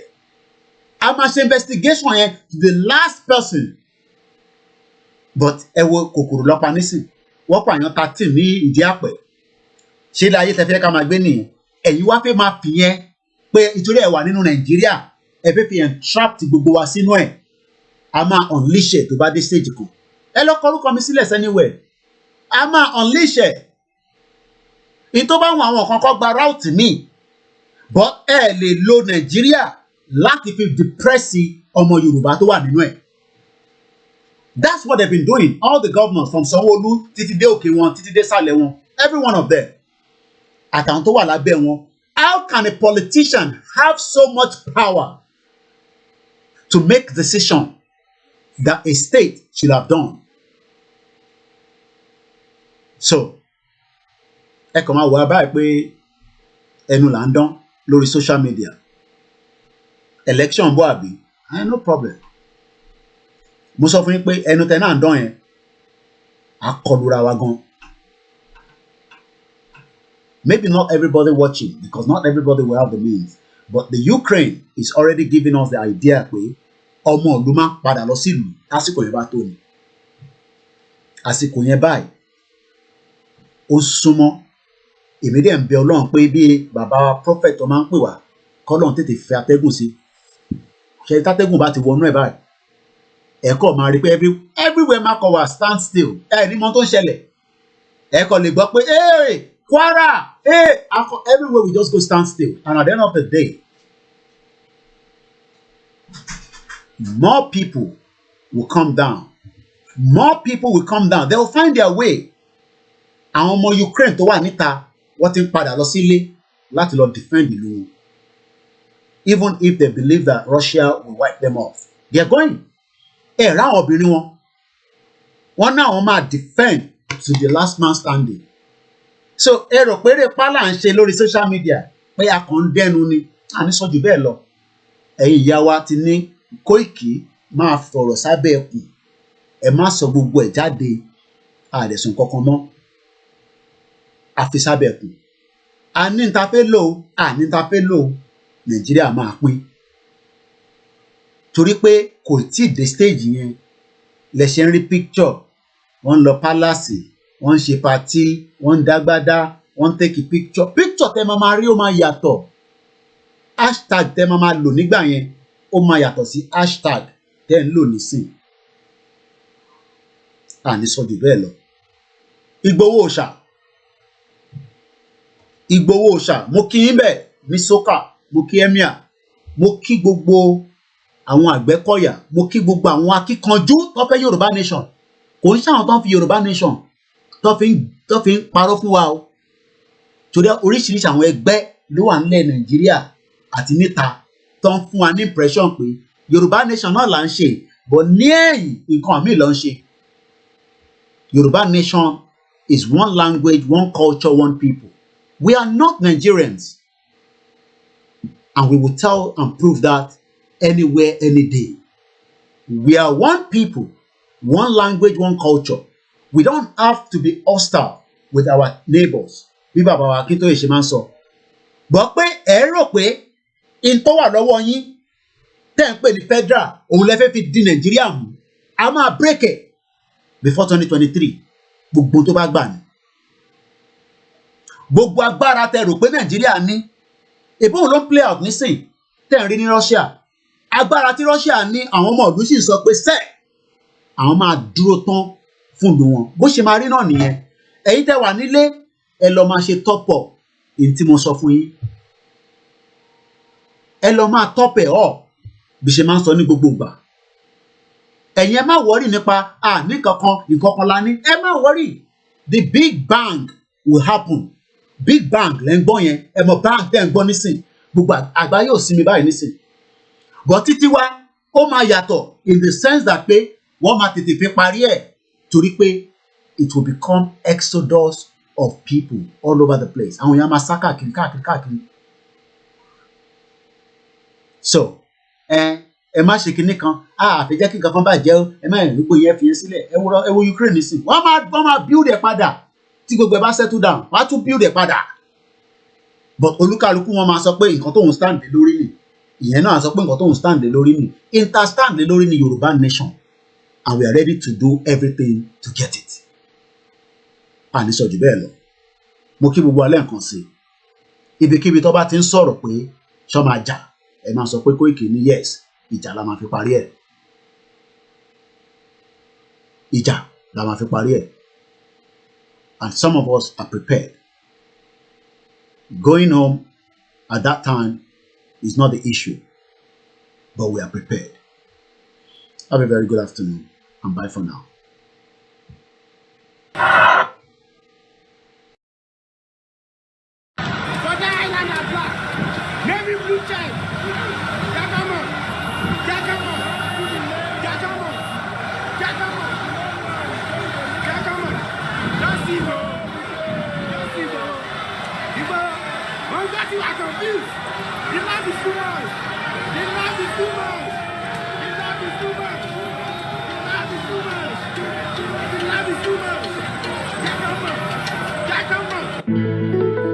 Ọmọ Ìbàràpá lápapọ̀ ẹ̀jẹ̀ adúpẹ́ lọ́wọ́ àgí ọmọ Yorùbá lápapọ̀ tìlé tó kó ẹ̀mí àbọ̀ ẹ̀bá nǹkan mọ́ Adéyẹmọ Chief Sunday Adéyẹmọ Ìgbòho orúkọ ńlá tí ń jámọ̀ láyà bí àrá orúkọ tó ń dẹrù bó lórúkọ gan-an ọmọ Yorùbá ẹ má sùn o torí pé bùrà a kò lè fojú kégbodò láyé títa ríro lẹ̀dá ń kọlà wúrà tó máa dán alànà kọjá dandan o ọ̀wọ́n irin ní má bẹ̀rẹ̀ wọ̀nà ẹ̀dá kan lè ṣì wá lọ́nà mọ́ ẹjẹ́ àfìmọ̀ṣọ̀ kan ká lè débi re ẹjẹ́ àjọ gbárùkù ti Sunday Ìgbòho ṣá ọmọ Ìgbòho mọ̀rẹ́ nílùú Alágbàdo Òde ọmọ atapẹ̀tẹ̀ wọnú omi ọmọ gèdèlè wodò sànyà ìsànyà ò rẹ́ràn bàbá yín láàrin ìdí omi kò sì náà ń kán sí yín lẹ́nu ọmọ òkúta mẹ́ta òkè Ìgbòho ìkan ṣe yín ní dábọ̀dàbọ̀ ìkan ní mọ́ rọra ìkan tó kù nígbà tí wọ́n ò mọ̀ Ìgbòho mọ̀rẹ́ kí ló dé Ìgbòho mọ̀rẹ́ sí ọmọ òpópó sanran ìgbàgede Ìgbòho sùn wọn láláìsí bẹ̀rẹ̀ wọn ní kó ní bẹ̀rẹ̀ ó máa kó bẹ̀rẹ̀ lọ ẹ̀sìn òní bímọ méjì ní Ìgbòho mọ̀rẹ́ bẹ́sìn bá bímọ méjì ní Ìgbòho àfikàn pọ̀pọ̀ sí káwọn yòókù bọ̀ sànyà àtúmúyà rẹ̀ tí ò lọ́rọ̀ gbọ́ àfiṣẹ́rù wálé wàràmùjẹ́ ọmọ onílé ọ̀la àwọn àjòjì tó ń ṣe ségesège tọ́láwọn ò ní bomi kó sí mu wọ́n láwọn ò ní bomi sànyà wẹ́sẹ̀ ìgbà tójú kò fi rí ńkọ́ gbogbo wọn náà sáré bomi kó sí mu wọ́n sì bomi sànyà wẹ́sẹ̀ ọmọ abẹ́rẹ́ mẹ́ta òde ayé ọ̀kan ṣẹ́ ọ̀kan tẹ̀ ọ̀kan tó kù ní gbogbo ayé fi ránṣọ kiri gbogbo ọmọ Yorùbá Sunday Igboho onírèlẹ̀ láéláé torí àbá lásán nìkan ń dá òkúta ò ṣe gbé fún wọn o ìmọ̀ràn lásán ni ti balùwẹ̀ kò pọ́sibú kó dòdò láyé ń bí ó kún díẹ̀ títọ́ domi láéláé ìtọ́ mi lè domi Sunday Igboho arógun má ti bí tó ń jà fẹ́tọ̀ Yorùbá ní tilé tó kó. àkọọ́lẹ̀ wọlé ọkọ̀ wọ́tà ilá abilà ni wọ́n sì ẹ bá mi ṣí ẹ̀ káàkiri bàbá dámì la ṣe yìí fún mi. Yoruba nation now no going back. Yoruba nation now no going back. Assalamu alaikum warahmatullahi wabarakatuh. Akí gbogbo wa. Akú gbìyànjú akú kó lè dá. Ọlọ́run bá Allah á jẹ́ kó dá fún wa. Inshallah rahman. Olóyè Sunday Igboho Ọlọ́run bá yọ wá níwọ̀n Al-Qur'an Karim. Ọmọ Adéyẹmọ Igboho ṣá o. Owó bàbá Àdámì o. Mẹ́sáyà mẹ̀kúnnù ni. Jésù àsìkò tiwa nìyẹn ànábì Muhammad àsìkò tiwa nìyí o àtiwọ́ tó fẹ́ o owó bàbá Àdámì o ìránṣẹ́ Olúwa ni àkàndé èèyàn ni ẹkùn tágìrì gbéra ẹni jà ni à ń lé bọ́ lẹ́yìn jagunlabi ńlára wájú gbogbo ara wájú tún pẹ̀rú kílẹ̀ yìí o bàbá Àdámì ni. Ó nífẹ̀ẹ́ mẹ̀kúnnù wo wọn balẹ̀ ẹ jẹ́ ó nífẹ̀ẹ́ mẹ̀kúnnù wo wọn daṣẹ́ rú ó nífẹ̀ẹ́ mẹ̀kúnnù wo wọn bà gbogbo nǹkan ẹ jẹ́ ó sì ń sọ pé no going back kí o owó bàbá Àdámì o gbogbo ọmọ Yorùbá ń ṣe lédè lẹ́yìn yẹn orí bá wà ṣọ́ ẹ̀ dé kó o dé wá bá wà láyọ̀ o gbogbo nǹkan ni ẹ tó ti bàjẹ́ kọlọ́mbà wá dá padà ó làdìpèlé àdìpèlé re ọmọ má kú mọ́ ẹ lójú o káyà má kú mọ́ ẹ lójú àwa ta ní ìfẹ́ rẹ ó káwa gan máa yàn kú mo kí gbogbo àwa Yorùbá nation ìjẹ́ agúnlẹ́sẹ̀ bùtẹ́rẹ̀ àwa ń bẹ̀ ọ́ gbogbo ìjọba Nàìjíríà tí wọ́n ń rẹ́ wa jẹ wọ́n tún ń rẹ́ wa tà wọ́n tún ní kán máa pa wá. Ọlọ́run dákun wá gbà wá o wa ò lẹ́ni tá a lè ké pè mọ́ ìwọ lolùbọ́ tó lè bá wa ṣe Ọlọ́run wá ṣe ìfún wa o ká lékún ọpẹ́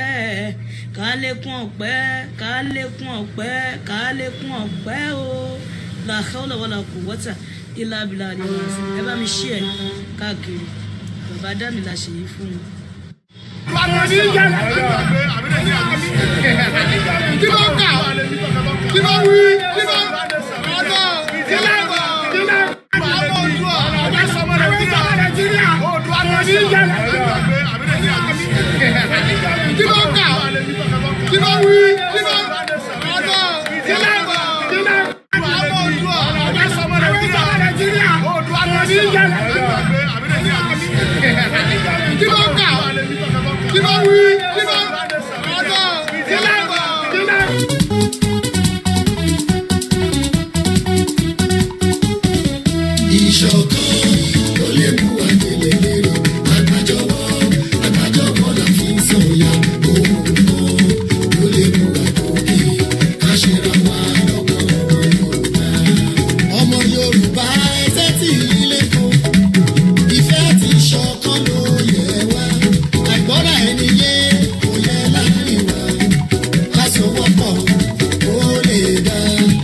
One voice, oh,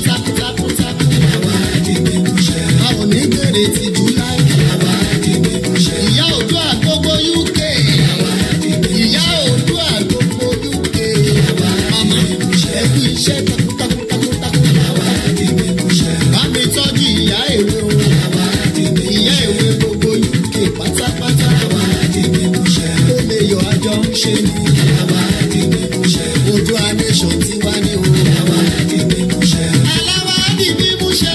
Aláwa di mímú ṣẹ.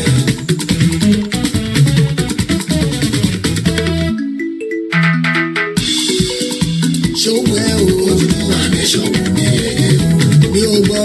Oòduà nation mi yeye o. Àní ṣòwò ẹ̀ o. Oòduà nation mi yeye o. Bá ti bọ́ sí tó ń kọ́.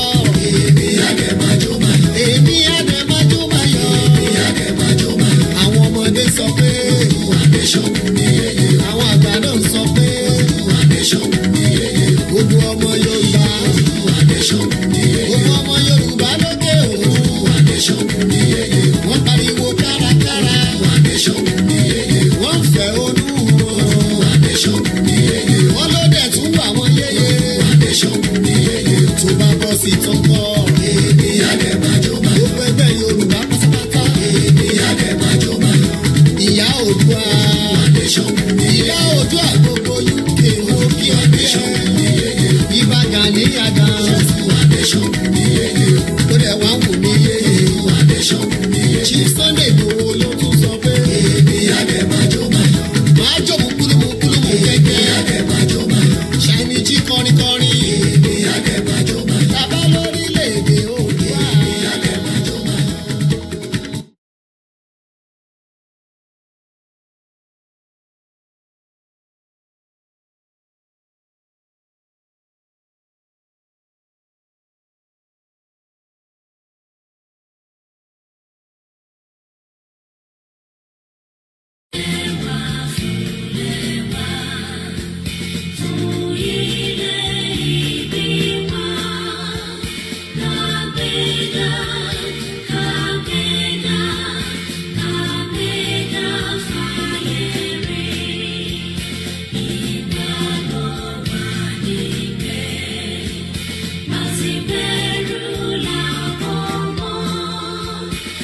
Kashishe, kashishe, kashishe.